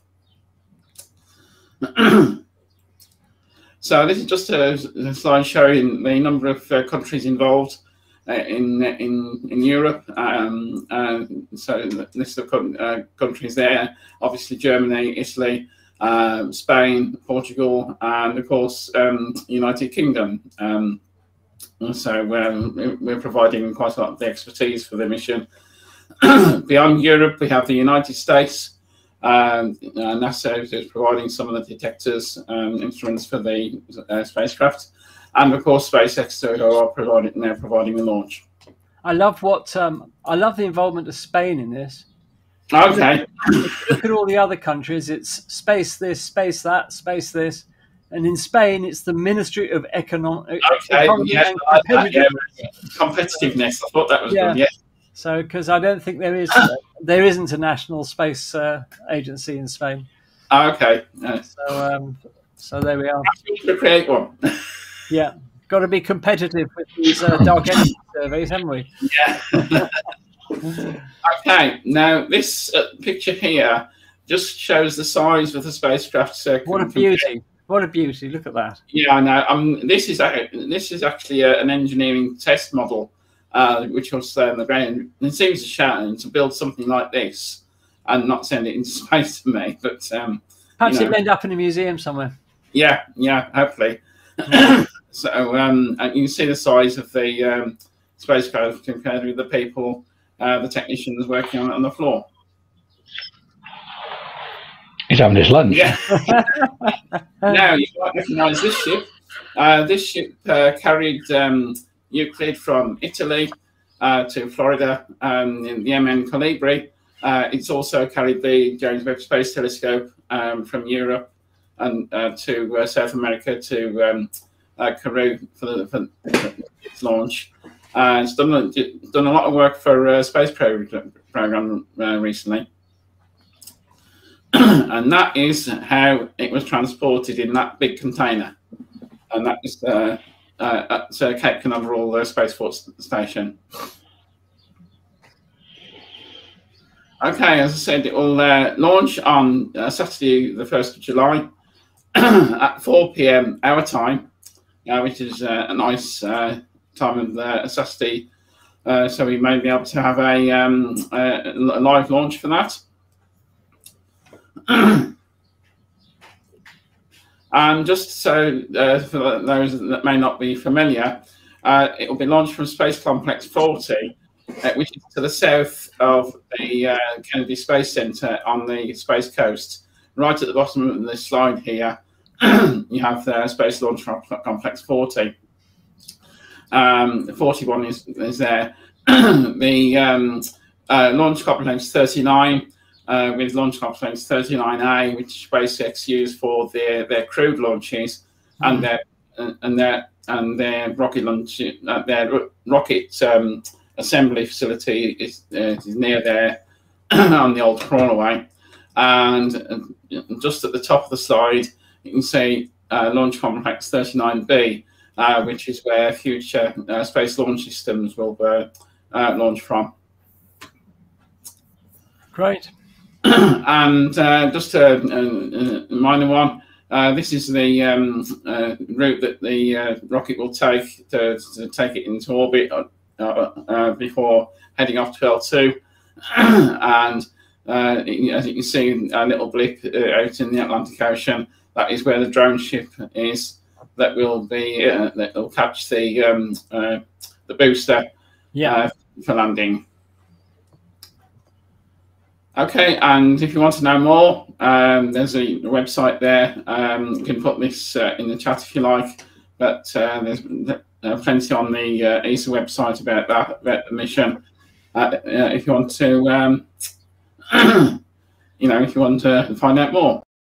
Now, the European Extremely Large Telescope is taking shape in the Atacama Desert in Chile, not too far away from where the European Southern Observatory have the Paranal Observatory, which is home to the world's most amazing telescopes at the moment. And I just thought that we'd just do a little bit about the ELT. Why at the moment? Well, because they've just released a new photograph of the observatory under construction. And they don't tend to release these photographs very often. Perhaps they think nobody's interested, but they don't tend to take that many photos of the ELT under construction. But they've released a new one this month, so I thought that might be a nice opportunity to have a look at the what will be, when it's completed, the world's biggest ever telescope, and this being the European Extremely Large Telescope, the world's biggest eye on the sky. Now, as I said, it's being built in the Atacama Desert in Chile, and it's built by the European Southern Observatory as a dazzling new future, and it's being built at Cerro Amazonas in Chile. And just to let you know where it is, that's the Paranal Observatory. There, you can just see the domes on top of the mountain there, and this is what it looks like. There's the famous Paranal Observatory, and Amazonas is just, well, not a stone's throw, but it's not that far away. So this will be where the ELT will be, well, is being built at the moment. Now, just a bit of data about this telescope. It has a main mirror of 39 meters. Originally, the mirror was going to be 42 meters, but Europe discovered that if they dispensed with the outer ring of the mirror segments, because there are currently 798 mirror segments in the main mirror, if they did away with the outer ring of segments and cut the diameter of the mirror from 42 down to 39 meters, they could save nearly €1 billion. So that's what they decided to do. As it stands, the telescope has a collecting area of 978 square meters. Now, all of those 798 mirror segments have to be aligned absolutely perfectly. The tolerance to which they have to be aligned is tens of nanometers, 10,000 times thinner than a human hair across the whole of the mirror. So that is an unbelievable accuracy that they have to achieve. And they have 4,608 sensors across the mirror measuring the relative positions of those segments and correcting them in real time if any get out of alignment. And the primary mirror weighs 132 tons. It's made of a glass ceramic compound called Zero Dura. And the total weight of all the mirrors is 140 tons. So this is a huge project that Europe has undertaken to build the world's biggest telescope. Now, let's have a look at the science goals of the telescope. Firstly, it's going to be used for imaging exoplanets directly and analyzing their atmospheres. And this has never been possible with an earthbound telescope before, but the exquisite light gathering power of the ELT will be enough to enable it to see exoplanets directly and analyze their atmospheres, much as the James Webb is doing at the moment with some of the exoplanets, as we were hearing recently from Roger about the TRAPPIST system. And this is the first time in history that technology of an earthbound telescope has been able to do this. The whole telescope is reckoned to have a resolution 15 times greater than the Hubble Space Telescope. So it just goes to show that putting telescopes in space is a great idea, but the technology for ground-based telescopes has caught up so much that the ELT will have an expected 15 times the resolution of the Hubble Space Telescope, and thus enable it to look at exoplanets directly. In terms of the solar system, well, it's going to be doing extensive survey work in the solar system and probing, among other things, the Kuiper Belt, other rocky objects, and it's going to enable us to see objects in the solar system with a telescope in far greater detail than we've ever managed to see before. The observation of stars is going to be important as well. The ELT will embark on a program of helping us to understand more about the birth, life, and death of stars, and also the link between the evolution of stars and the elusive dark matter. And that hopefully will enable us to answer some fundamental questions. Talking of dark matter, the ELT will also be used to find or identify what the dark matter is. I won't say find, because we know exactly where the dark matter is, but we don't know what it is. And as we were saying last week when we were talking about Euclid, the universe is only 5% made up of matter that we can see and measure directly. The rest of it is this so-called dark universe of dark matter and dark energy. Also, the ELT is going to be used to probe some of what are considered constants in the universe, the so-called physical constants. And they want to use ELT to try and test whether some of these constants that the astronomers and astrophysics use are actual constants or whether they vary over time. So that's some pretty fundamental work that it's going to be doing on those.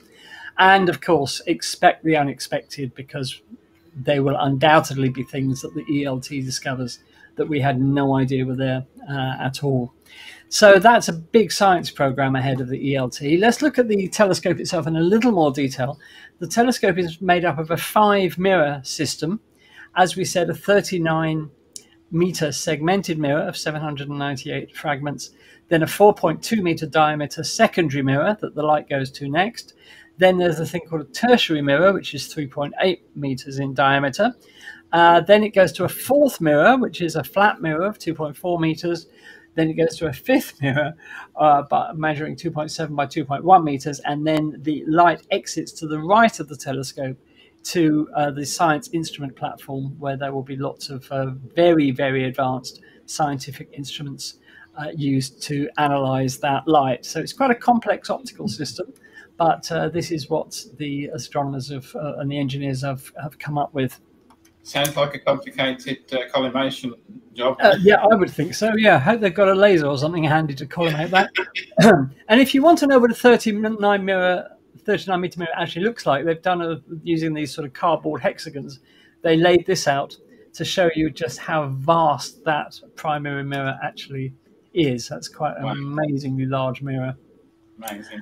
And if you want to know how big the observatory will be, well, this is the observatory compared to Big Ben. So as you can see, it's big, and if you want to get a comparison for landmarks in your country, go to the website of the European Southern Observatory, and they've got the observatory compared to lots of other landmarks around the world. But as you can see, it's going to be it's going to be absolutely enormous. Here's a very short video where we fly into the ELT by the wonders of computer graphics. And well, I just think this is going to be like a huge cathedral of astronomy. That's the only way you can describe it. It's the size of a cathedral.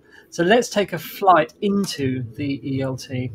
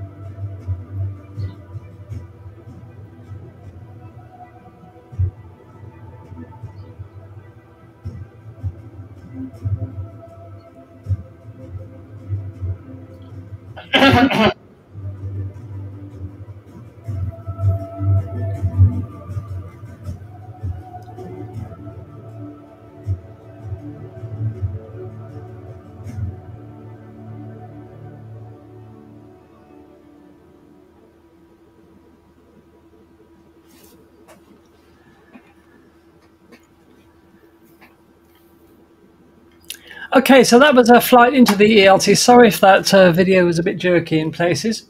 The first step in building this massive observatory was blowing the top off a mountain and lowering the top of the mountain by 40 meters to create an area to build the observatory on.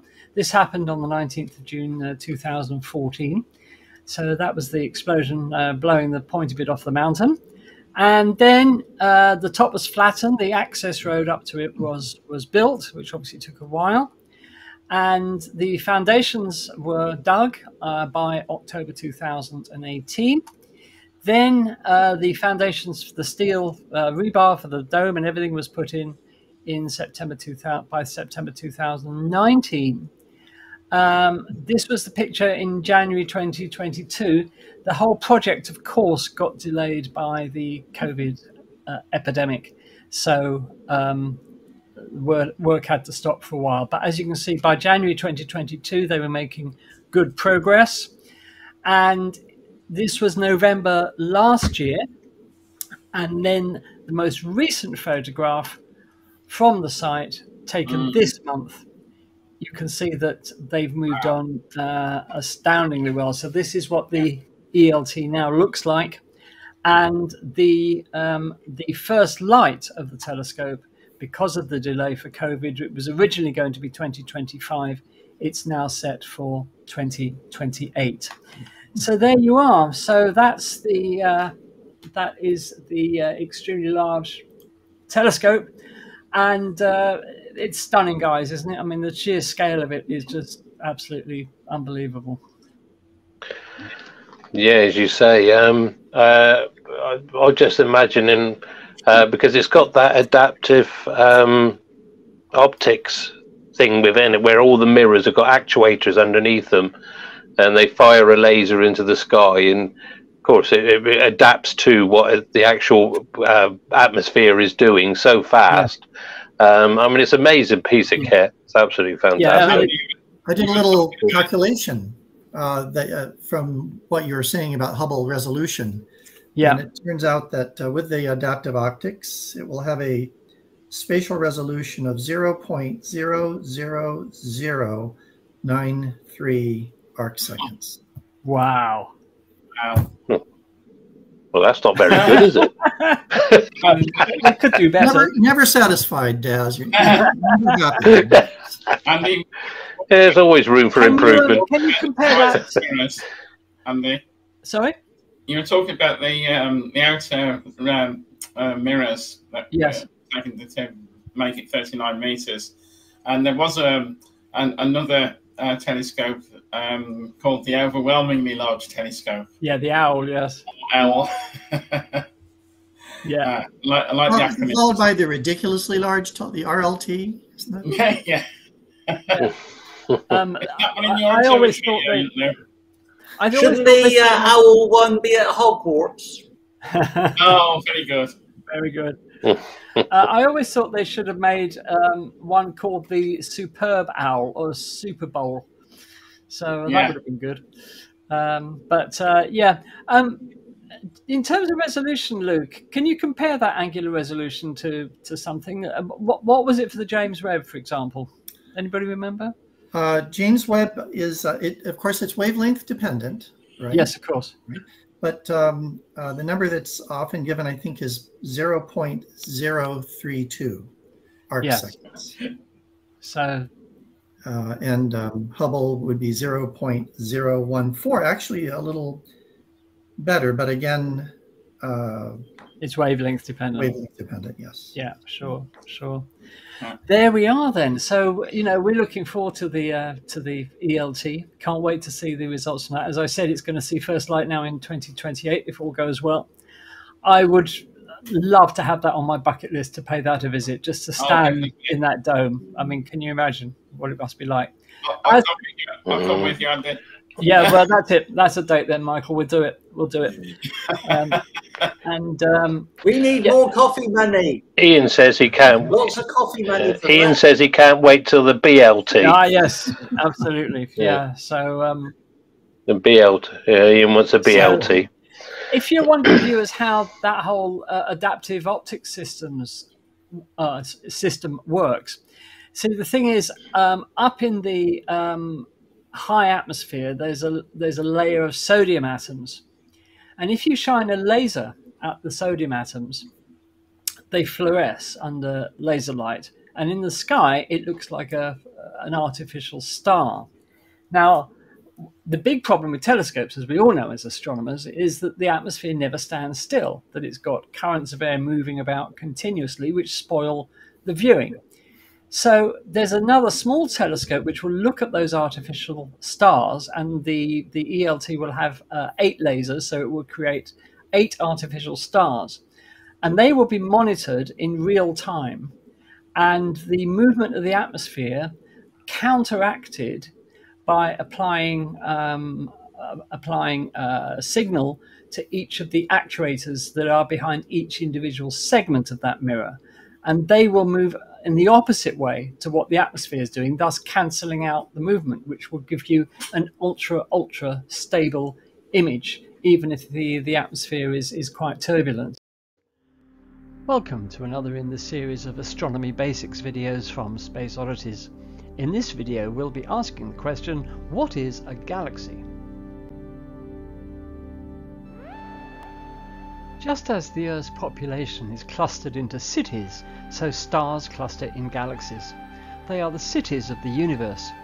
A galaxy is an immense metropolis of stars numbering millions or billions. There are an estimated 2 trillion galaxies in the universe. Between the galaxies there is just cold, dark, empty space, devoid of stars, stretching for perhaps millions of light years in every direction. Stars in a galaxy, like the one shown here, orbit its centre, held in the eternal grip of gravity. Galaxies themselves may also cluster, as shown here in this NASA image of Stephan's quintet, a galaxy cluster imaged at infrared wavelengths by the James Webb Space Telescope. Gravity draws the galaxies together into complicated dances. As with skaters on a packed ice rink, collisions are inevitable. However, the encounter takes place over millions of years, during which time the galaxies slowly merge to form one single giant galaxy in a series of elegant dances choreographed by gravity.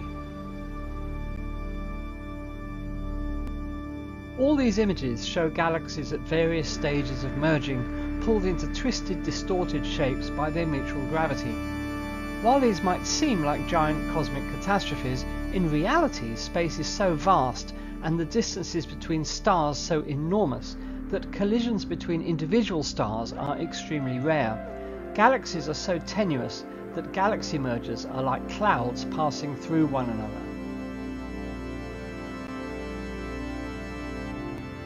It was the great American astronomer Edwin Hubble who, in the 1930s, was the first to attempt a systematic classification of galaxies based on what he observed. His resulting diagram, shown here, is sometimes referred to as the tuning fork. Hubble classified galaxies into 3 main groups: ellipticals, spirals, and barred spirals. We now know that there are other types of galaxy, but the vast majority of galaxies in the universe fall into one of these 3 categories. Today, Hubble's tuning fork diagram still serves us well as a basic categorization of galaxies. So let's talk about one of Hubble's main classification of galaxies, the spiral galaxies. This archetypal classification of galaxy consists of 1 or more spiral arms of stars sweeping out from the centre like the arms of a Catherine wheel. At the centre of the galaxy is a bright core of stars separated from each other by astronomically small distances, perhaps 10 million stars per cubic parsec, 1 parsec being 3.23 light years. This core of stars forms a sphere-like structure at the centre of the galaxy called the galactic bulge. This means that the galaxy in profile resembles 2 fried eggs stuck back to back. Right at the very centre of most galaxies is a supermassive black hole, which may possess millions or even billions of times the mass of our Sun. There is a direct linear relationship between the mass of the galactic bulge and the mass of the supermassive black hole, but what this relationship signifies is as yet unclear. Most star formation in galaxies occurs in the dusty spiral arms. When we look up into the night sky from a dark location free from light pollution, we see one of those spiral arms of our galaxy arcing overhead as a ghostly cloud, a river of light made up of countless stars. This we call the Milky Way. Now this can be confusing, as our entire galaxy is also called the Milky Way. When we see the Milky Way in the sky, we are looking inwards towards the middle of the galaxy. The actual centre of our galaxy lies in the constellation of Sagittarius. Another of Hubble's classifications is barred spiral galaxies.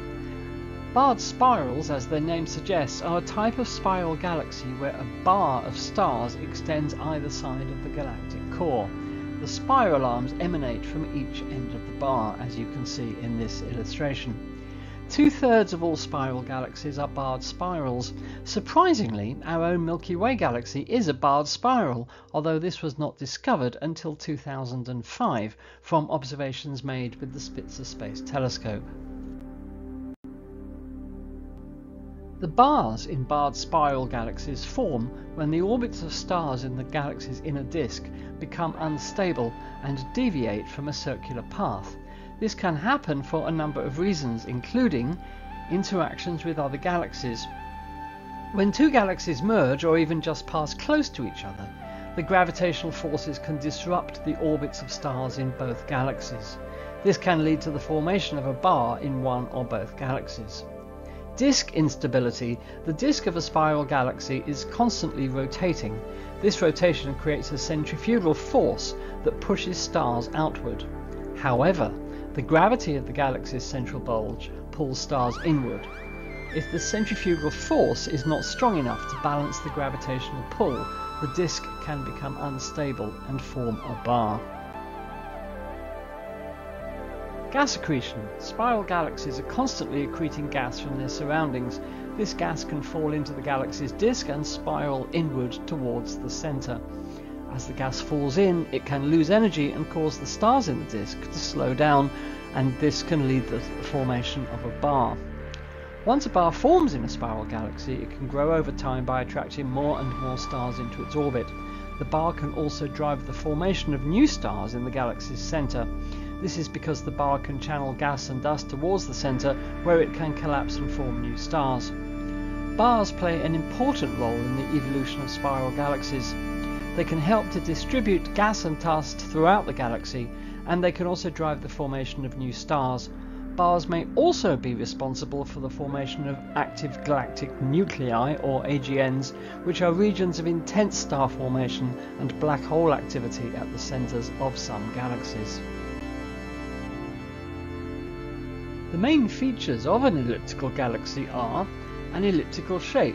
Elliptical galaxies have a smooth ellipsoidal shape. They can range from being almost perfectly spherical to elongated ovals. Little gas and dust. Elliptical galaxies contain very little gas and dust. This is because most of the gas and dust in these galaxies has already been consumed to form stars. Old stars. Elliptical galaxies are primarily populated by old stars. These stars are typically red and low mass. Random orbits. The stars in elliptical galaxies have random orbits. This means that they do not move in a disk or spiral pattern, as is the case in spiral galaxies. Large size. Elliptical galaxies are typically very large galaxies. Some of the largest galaxies in the universe are elliptical galaxies. Preferential location in galaxy clusters. Elliptical galaxies are more likely to be found in galaxy clusters than in the field. High luminosity. Elliptical galaxies are also typically very luminous galaxies. This means that they emit a lot of light. Central supermassive black holes. Elliptical galaxies are thought to contain a supermassive black hole at their centres. The mass of the black hole is correlated with the mass of the galaxy. It is believed that elliptical galaxies form as the result of collisions between two or more galaxies. In the distant future, perhaps in about 4 billion years, our own galaxy and the Andromeda galaxy will collide, merge and form an elliptical galaxy, their graceful spiral forms completely disappearing over millions of years, consumed and torn apart by gravity's relentless maw. This is why elliptical galaxies contain very old stars. They are remnants from the galaxies which collided. Elliptical galaxies with their paucity of gas are incapable of giving birth to new stars. This is elliptical galaxy M87 in the constellation of Virgo, some 53 million light years away. Emanating from its centre is a jet of plasma extending for 5,000 light years. This jet originates from a supermassive black hole at the centre of the galaxy. In 2017, the Event Horizon Telescope managed to image the black hole in an incredible feat of technology and ingenuity. The radio image of the M87 black hole was on front pages around the world and has since become iconic and will no doubt be written into the history books as our first definitive proof that black holes exist, all evidence of such having hitherto been circumstantial. Well, apart from the main Hubble classifications of galaxies, there are other types. Dwarf galaxies usually comprise just a few million stars and are tiny in comparison to other types, hence their name. They are often found orbiting spiral galaxies, such as the 50 or so found around the Milky Way. Ring galaxies are very rare and comprise a ring of stars surrounding a bright central core. It's not known at present how they form. Irregular galaxies are amorphous galaxies having little or no structure. It's possible they may be the results of galactic collisions. Lenticular galaxies are lens-shaped, hence their name. They are midway between a spiral and an elliptical galaxy. There is much we do not know about how galaxies form and evolve. It is one of the most intense areas of astronomical study. The James Webb Space Telescope, looking back to the dawn of the universe, has shown us early galaxies just a few 100 million years after the Big Bang. How galaxies evolve so quickly in such an astronomically short period of time is not well understood, but it is to be hoped that further JWST observations will shed some light on the conundrum. This image shows some of the very early galaxies imaged by the JWST. It is incredible that we are able to look back in time to the infant universe before the formation of the majestic spiral galaxies. Well, we hope you've enjoyed this introduction to galaxies. Just to summarise, galaxies are vast cities of stars. They're categorised using a system developed by Edwin Hubble. They fall into three main categories: spirals, barred spirals and ellipticals. Galaxies can form clusters comprising up to hundreds of galaxies, and all but a few galaxies have supermassive black holes at their centres. Don't forget to check out our other Astronomy Basics videos in the playlist of the same name on the Space Oddities YouTube channel. Until next time, goodbye. Yes. Here we are, very close to solar maximum, and it appears that solar maximum is going to occur a little earlier than we thought, perhaps by the end of the year, perhaps the first quarter of next year. And of course, this is a time where there's a lot of solar activity, a lot of coronal mass ejections and flares, sunspots galore, and if you're living in the right places, aurora, not to mention the threat to astronauts, but we won't go there just yet.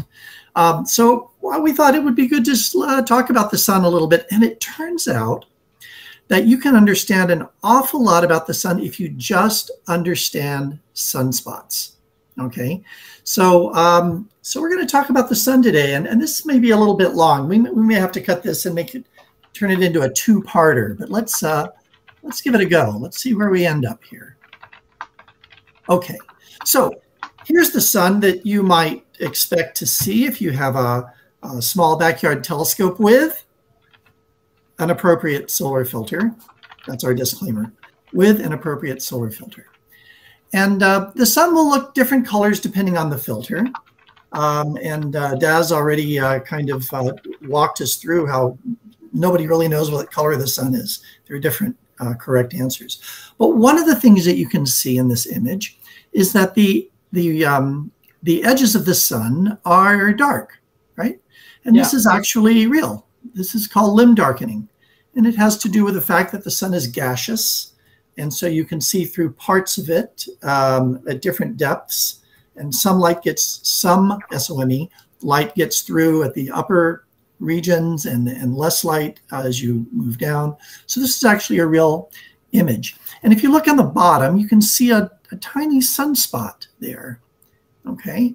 And this is we've only understood this for about 400 years, when Galileo saw sunspots on the sun and he said, there are spots on the sun, and the church said, no way, there are no spots on the sun is pure and pristine.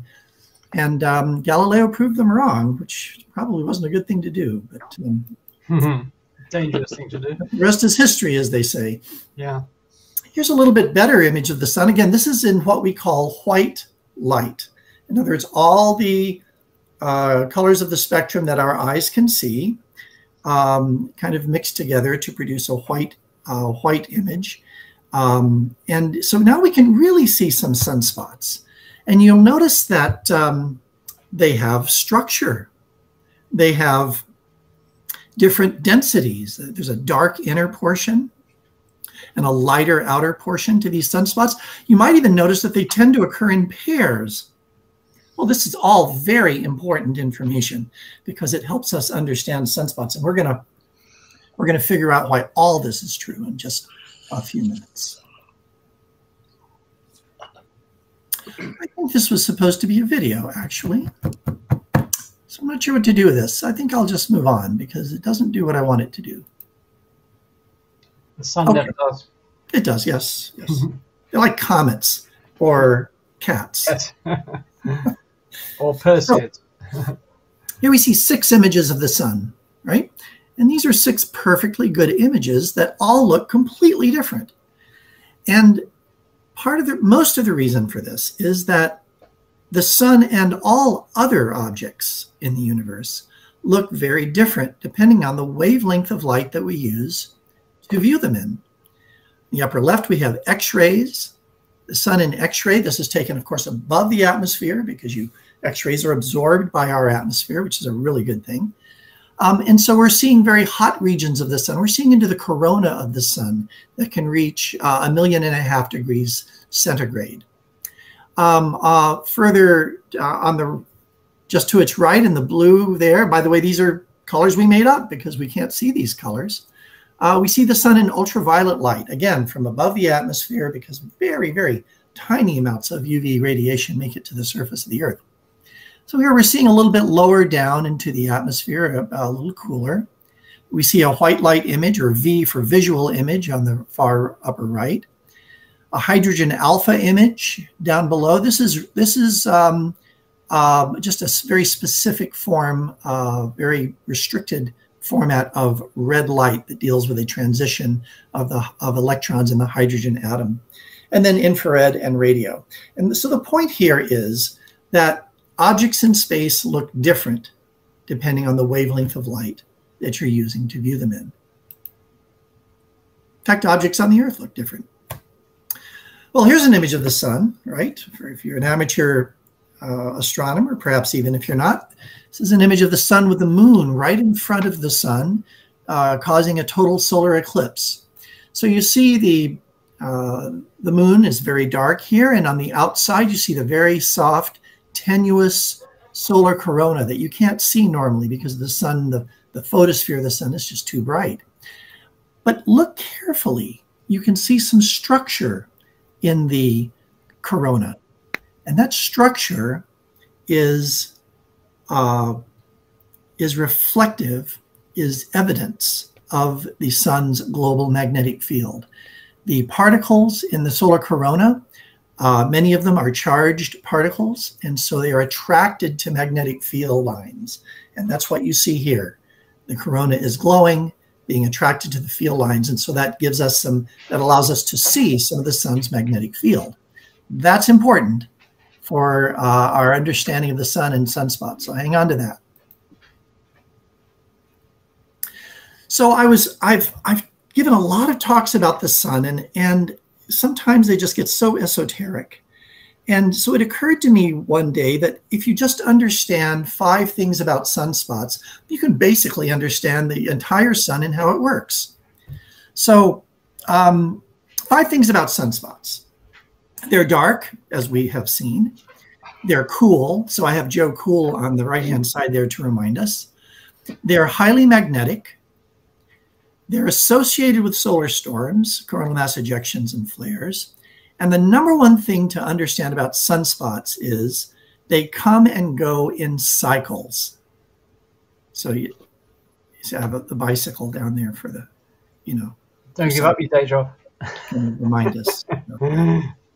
So we'll just go on for now.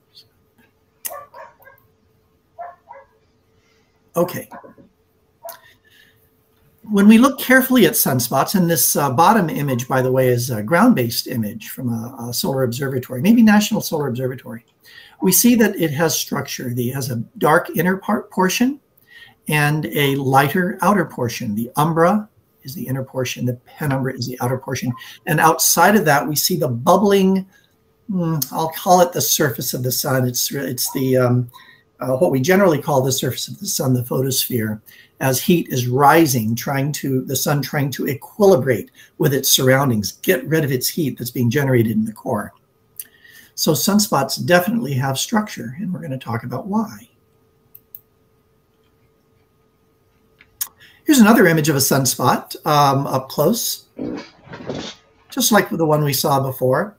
The inner darker part, the umbra, is cooler than the surrounding area, the penumbra, which is also cooler than the surface of the sun. Surface of the sun, let's see, we have mostly UK people. So do you guys use centigrade, Fahrenheit, Kelvin? What do you use?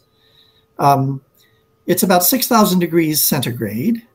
And the inner portion of sunspots may be 3,500, 4,000 degrees centigrade, something like that. And we're going to learn why they're cooler. Well, this was supposed to be a video too. Heck with it. Let's move on. Okay. We have very good evidence now from the physics and from observations, especially a field called helioseismology, which is looking at how the sun rings as sound waves propagate through it, that we can look at the sun as being composed, at least from the photosphere down, into three parts: the core, the radiative zone, and the convective zone.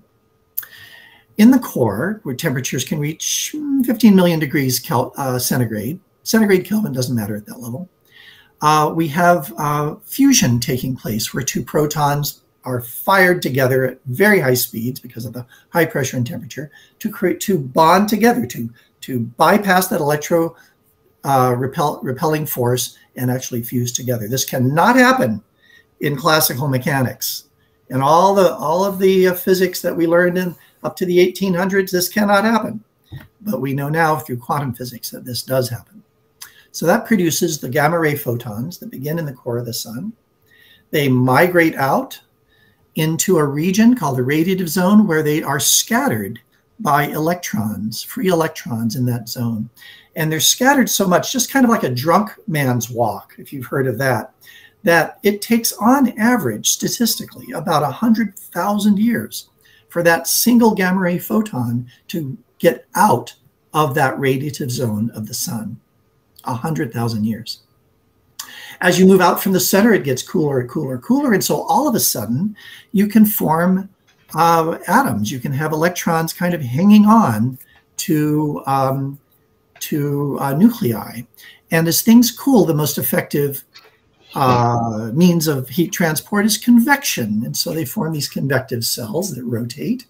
And those gamma ray photons hitch a ride on those convective cells, reach the surface of the sun, and then it's 8 1/3 minutes to get to the Earth. Okay.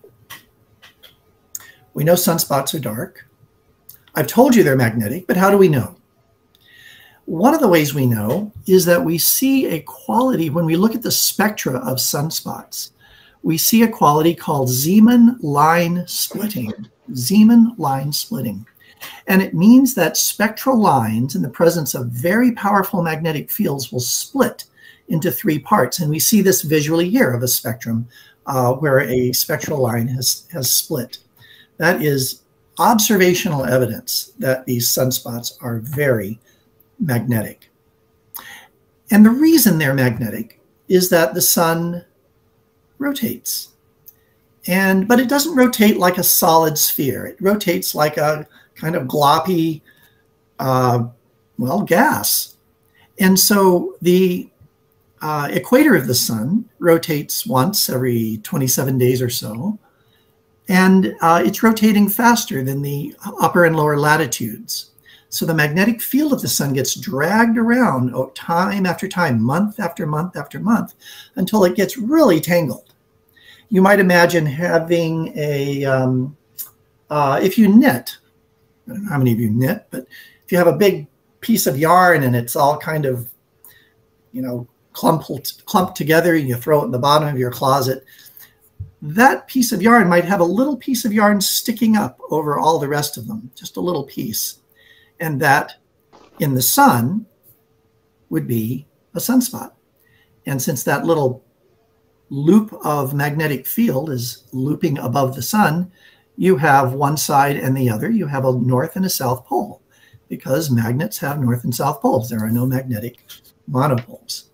So the sun is sunspots are magnetic, and this is really important. Just an image of the sun in ultraviolet light, showing many, many active regions on the sun. You can even see little loops. If you look on the edges of the sun here, you can see little loops of this plasma. And this is the material rising from a sunspot, from one side of a sunspot, and diving back down into the other, because these plasma obey magnetic field lines, just like as we saw before. So why are they cool? They are relatively cool. And the reason is that the magnetic field in the region of these sunspots is pushing down on that gas that's trying to upwell to the surface. Remember the convective zone just under the photosphere? And since they're pushing down on this gas, it can't get out there, so it has to move around the sunspot and emerges on either side of the sunspot. But the sunspot region itself is cool as a result. Now, okay, this is my favorite slide because it has a little equation in it. And it's actually not that hard to understand. It turns out that a small drop in temperature produces a large drop in brightness. So we just said sunspots are cool, relatively cool. In this equation, L is luminosity or brightness, and it equals 4, that's a number, times pi, that's a number, times radius, which is just a number, times sigma, which is a number, times the temperature to the 4th power. So you modify the temperature just a little bit, raise it to the 4th power, and you have a huge change in brightness. And this is why sunspots are so dark, because they're cool.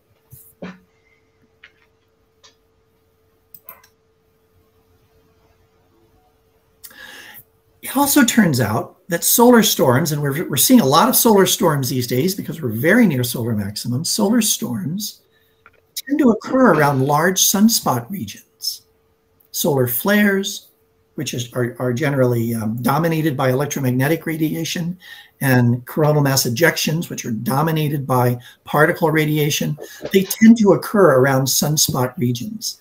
So during solar max, we see lots of sunspots, bigger sunspots in general, and more solar storms. No accident. So, what have we learned about sunspots? They're dark. We know why they're dark. They're cool. We know why they're cool. They're magnetic. We've seen evidence of that. They're associated with solar storms, just because I told you. And and they come and go in cycles, but we haven't talked about the cycles yet. Let's see if I have a... That's fantastic. Where are we in time? I don't know how to break this up quite. We've got we're half an hour into the show. Okay. I wonder if well, you let me know. You have a hook. Andy has the hook. And he will hook it around my neck and drag me off as I wave to screaming fans. Right. Well, I mean, it's all interesting stuff, Lou. So we would love to see it. So no problem at all. Yes, indeed. Right. Well, thank you for that. Perhaps we'll carry on next week with the rest of us. Yeah, we can carry on next week. Yeah, because I mean, Lou, you mentioned the corona being up to 1.5 million degrees in heat, hotter than the actual surface of the sun. Well, just recently I was reading a paper that they think they may have solved that problem, why the corona is so much hotter. And it was I'm not sure whether it was Betty Colombo or Parker Solar Probe, one of the two. No, it was the studying European Solar Orbiter. Oh, okay, then not even the one I was thinking of. Europeans always want to take credit. I mean, come on. For good reason. We just do it better, that's why. Of course. Yeah. What they noticed was that you were talking about these magnetic lines on the surface of the sun, which usually join the spots and all that, but there's also other magnetic activity going on, which gives us the plages, which is the light areas. So there's a lot of magnetic activity going on. But what they found is that it's covered in these little magnetic lines, which apparently are vibrating very rapidly. And they think that this vibration of all these small magnetic filaments is possibly the cause. And like I said, it's possibly, with the sun, we don't know positively, is what's actually heating the actual corona to such a high temperature. And if it's correct, then that's one more nail in the coffin of the mysteries of the sun. If you remember, Daz, I was showing some images of those last week. And they're like... Oh, of course, yeah, sorry, yeah. No problem. Yeah. They're like little magnetic waves that are travelling rapidly across the surface of the sun. And they think that's what's, as Daz said, that's what's heating the corona. Would these be the Elfin waves? That this was the prevailing theory before Parker was launched. I don't know. I couldn't tell you offhand. But also, you were talking about the cycle. Of course, we were expecting cycle 25 to reach its maximum on 2025, but because it's the prediction. This is outdoing all the predictions that they've made so far. They expected the solar spot activity to be very low, like the previous cycle 24 was. And they were then, of course, then there was also some people that were expanding that. If we go into, what do they call it, a great solar minimum, which could eventually lead to an ice age. Well, that'll sort out our global warming problem. I have to break in here. We have been laboring under that theory for a long time. Regions of time where there are essentially no sunspots, Maunder minimum, and all that, and the ice age that occurred in Europe. During the last one, I think the late 1600s. That appears not to be the case any longer. That a more careful review of the data. I was teaching it. But a more careful review of the data suggests that sunspot minima, even prolonged sunspot minima, do not result in mini ice ages as much as we need a mini ice age right now. I don't think that's borne out by the data. Not happen. Not from that anyway. Oh, that's a shame. Yeah, because the second minimum you were talking about, was that the Dalton minimum? Oh yes, there's yeah, there's a Dalton. Okay, so that's burst that bubble anyway. But of course, we've got an average of these cycles is 11 years, but they can vary to be as short as 8 years and up to 14 years, I think it was.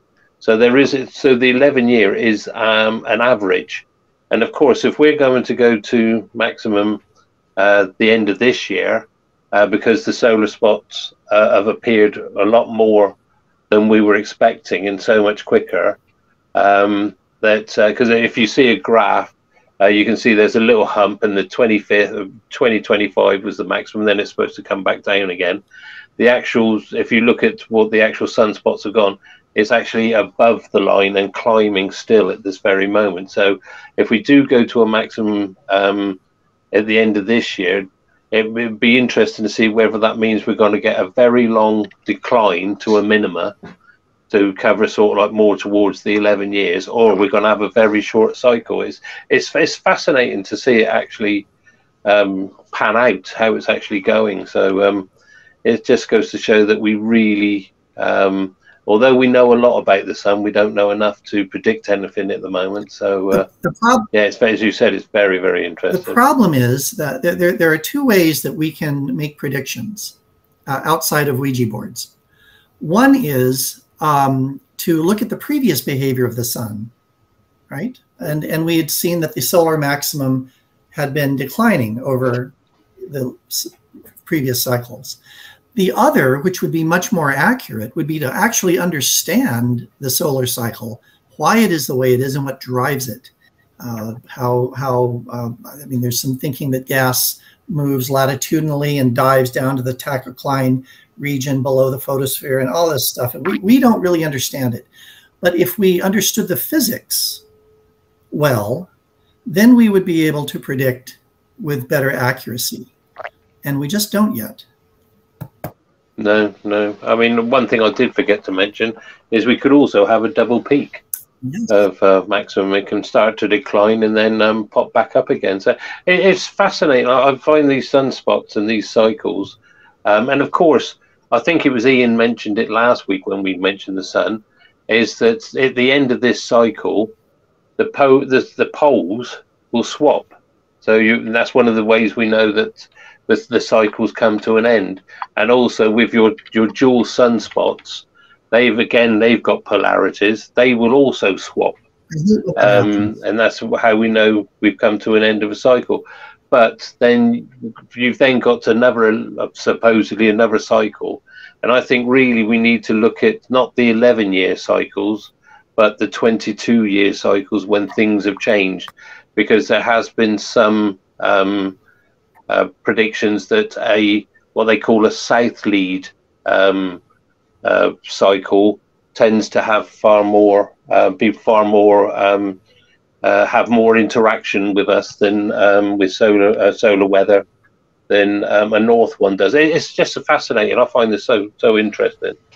And if anybody wants to know a little bit about, I mean, Lou's done a wonderful job as regards telling us about the sunspots. If you look at on the YouTube and look at our the presentation, which was does the solar cycles interact with earthquakes and volcanoes on Earth, have a look at that, and that'll give you a brief description of how these cycles work. So and can I just say as well that sunspots are not unique to the sun. We have actually observed them on the surface of other stars. So we know that they are a common feature of stars, that they are sort of intrinsic, if you like, to the activity of stars. For example, here's one on the surface of, let me just make that a bit bigger, of Zeta Andromedae. You can see three clear, well, astronomers call them star spots, of course, not sunspots, because they're not on the sun, they're on other stars. So these are star spots, and this is another star, a big star called Zeta Andromedae. And I think they've imaged them on Betelgeuse, Regulus, and Antares, if I remember right. Yes. I mean, as well as sorry, Andy, as well as sunspots, you've also got to think about coronal holes, which also give us can give us intense space winds. And Kevin here is talking about plages and faculae. There's a lot of things that actually go on the surface of the sun, which all interact, and they all do their own thing. I mean, there's been a couple of this week alone, we've had about 3 or 4 storms come our way from flares and coronal mass ejections. So it's really ramped up at the moment. And if you want to look at this, a website which I've just found recently, it's called solarham.net. Now, if you go to that, you'll be able to look at the sun in different wavelengths, as Lou was pointing out. Every wavelength gives you something different to look at. And it's solarham.net. Solarham, as in H-A-M. H-A-M, yeah. Okay. And from there, you can actually link up to NOAA, which is the North American Space Weather community, or just Google NOAA space weather, and there's one on there called panels, and if you go on the panels, it gives you all these graphs, all these diagrams, and if you go to the actual NOAA site, you can actually watch videos of what's happened in the last few hours and things like that. So and it's all free. So yeah, have a look. It's fascinating. Great. You can spend hours on it. Anyway, I'm waffling now. So what sorry. we'll do now? Yeah, lovely talk, though. Lovely. What talk, we'll do now? We will move celestial objects a bit closer to home. We'll move from the sun to the moon. So I hope you can see this. So the first bit is about the gravitational wave background. Now, let's start off by having a look at, if you like, the spectrum of gravitational waves. As you're probably aware by now, we have detected over 100 gravitational wave events since 2015 using the LIGO detectors in the United States and the Virgo detector in Italy. Now, here we have a scale showing you the frequency of the gravitational waves, what type of objects we can detect at those frequencies, and how we can detect them.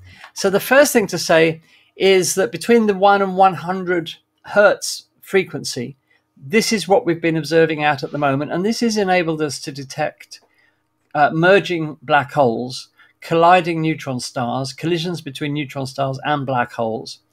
And this is the limitation, if you can call it that, of the LIGO and Virgo detectors. They're observing in those sort of frequencies. So these are really quite high frequency observations.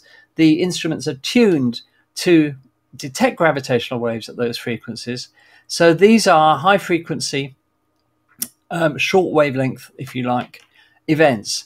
But there are other types of gravitational waves in the universe which are much lower frequency with a much longer wavelength. And in particular, we're talking about the merging of supermassive black holes at the hearts of galaxies. And this is right down here at 10 to the minus 8, 10 to the minus, well, between 10 to the minus 7 and 10 to the minus 9 hertz in frequency. These are much longer wavelength events. It's reckoned that some of these wavelengths could be light years long. And to detect these, one way of doing it is to use pulsars to detect these gravitational waves. Now, to do this, you use the thing is called the pulsar timing arrays, and astronomers have used millisecond pulsars for this. Now, what are these? These are pulsars that have got a rotation speed of less than 10 milliseconds, and we know their rotation speed incredibly accurately. They are the universe's most accurate clocks. They in terms of timing, they rival the most accurate atomic clocks that we have. The fastest spinning millisecond pulsar yet discovered rotates at an amazing 716 times per second. And they thought to spin at that speed because they've been accumulating material from a companion star, which has the effect of speeding up their rotation. But the important thing is here, they are incredibly accurate clocks. Now, astronomers have used 68 of these, all at different distances from the Earth, and as the pulsars spin, these lighthouse-like beams of electromagnetic radiation, be they X-rays or radio, flash in the direction of the Earth so that we can see them. Of course, this is greatly slowed down because these are millisecond pulsars. They're rotating once in less than 10 milliseconds. But I didn't manage to find an animation that would show you that rotation speed, funnily enough. So these are 68 pulsars at different distances from the Earth. And we know exactly, to an incredible accuracy, many, many, many decimal places, exactly how long they take to spin once. So what happens is that you have a gravitational wave which passes through the universe, and this has the effect of delaying or advancing the time at which the pulsars, the signals from these pulsars actually arrive. And by working out exactly how long these signals are advanced or delayed, you can learn something about the gravitational wave that has passed through the universe that has actually done that. Now, look at it another way. Here we have a graphic showing the Earth surrounded by these millisecond pulsars.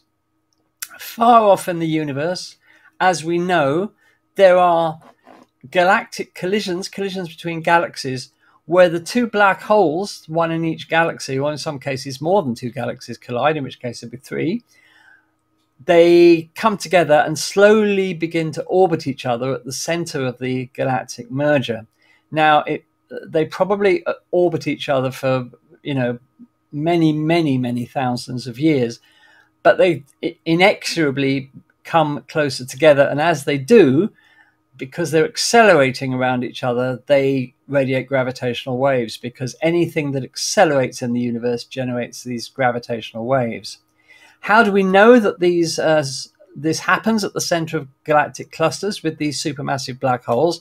Well, we can actually see it. Here you have an X-ray image of the center of a galactic merger 400 million light years away, and you can see clearly here that there are two superheated disks of material showing up in X-rays, and if they weren't that hot, we wouldn't be able to see them in X-rays. And these two disks surround supermassive black holes. Now, to see the gap between those supermassive black holes at a distance of 400 million light years means that, of course, they're very far apart. Otherwise, we wouldn't stand a chance of being able to split those into two separate objects. Those two black holes are separated by 5,000 light years, believe it or not. That's the gap between the two you can see there. If we add the radio data into that graphic, we can see the jets of material that the black holes are firing out across the universe. And they are swept back, if you like, in this combined radio and X-ray image, because the black holes are plowing through the interstellar medium at about 1,200 kilometers a second, and this forces their jets to be swept back as if they were in a wind, if you like. So we know that we can see these black holes which one day will merge, and as they do get closer together, the gravitational waves from them get stronger and stronger. But the point is that they are very long wavelength, low frequency gravitational waves. Now, why would a pulsar either advance or retard the signal from a pulsar? So if you can imagine, you have a photon leaving a pulsar on its way towards the Earth, and because gravitational waves stretch and squeeze space-time, they stretch it in one direction, squeeze it in another, the photon will actually have to pass through a greater or longer distance, because space is either being stretched or squeezed.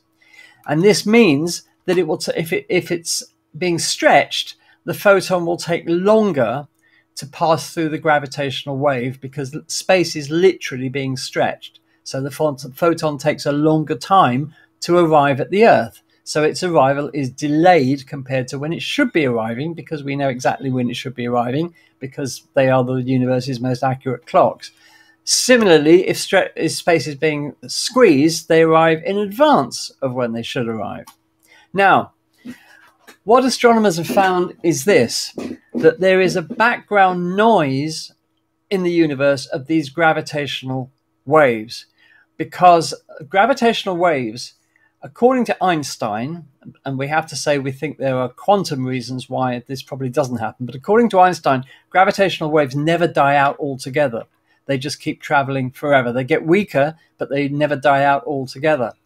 So in the history of the universe, all of these mergers, and there've been probably countless mergers between supermassive black holes, all of these gravitational waves come together over time to form this background hum, if you like, of gravitational waves to the universe.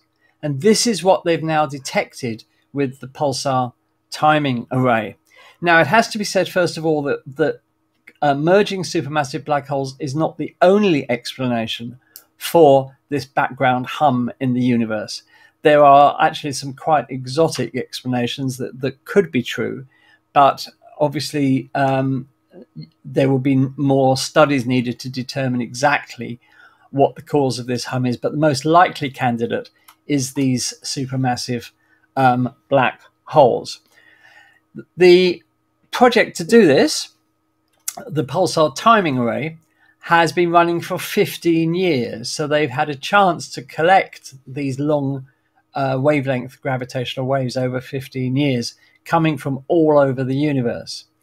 And the whole point about it is, and the great thing about this is, that the pulsar timing array, well, it's not just one group of scientists. There have been similar experiments going on using pulsars, but using different pulsars in India and other places. And there are several groups that have now all come up with exactly the same results, that there is this background gravitational wave hum, if you like, to the universe, which means that the Earth is being bathed in these gravitational waves all the time. And everything on the Earth, including you, of course, including everything on the Earth, as well as the Earth itself, is being stretched and squeezed all the time by these gravitational waves. Now, you won't feel it, of course, because the difference in size of being stretched and squeezed is about 1,000th the diameter of a proton. But it is happening, and we now have the instrumentation to detect it. So over time, all of these gravitational waves coming from all over the sky merge into this background that has now been detected by the pulsar timing array. For the future, this is fantastic, because what they hope to be able to do is to actually pin down where these gravitational waves come from, what types of objects are producing them. But as I said, it's more likely than not to be merging supermassive black holes. The International Pulsar Timing Array, these are the locations of the telescopes. We have, it includes the biggest radio telescope in the world, the FAST telescope in China. We've got the famous Lovell telescope at Jodrell Bank, of course, in the UK. We've got the Chime telescope in Canada.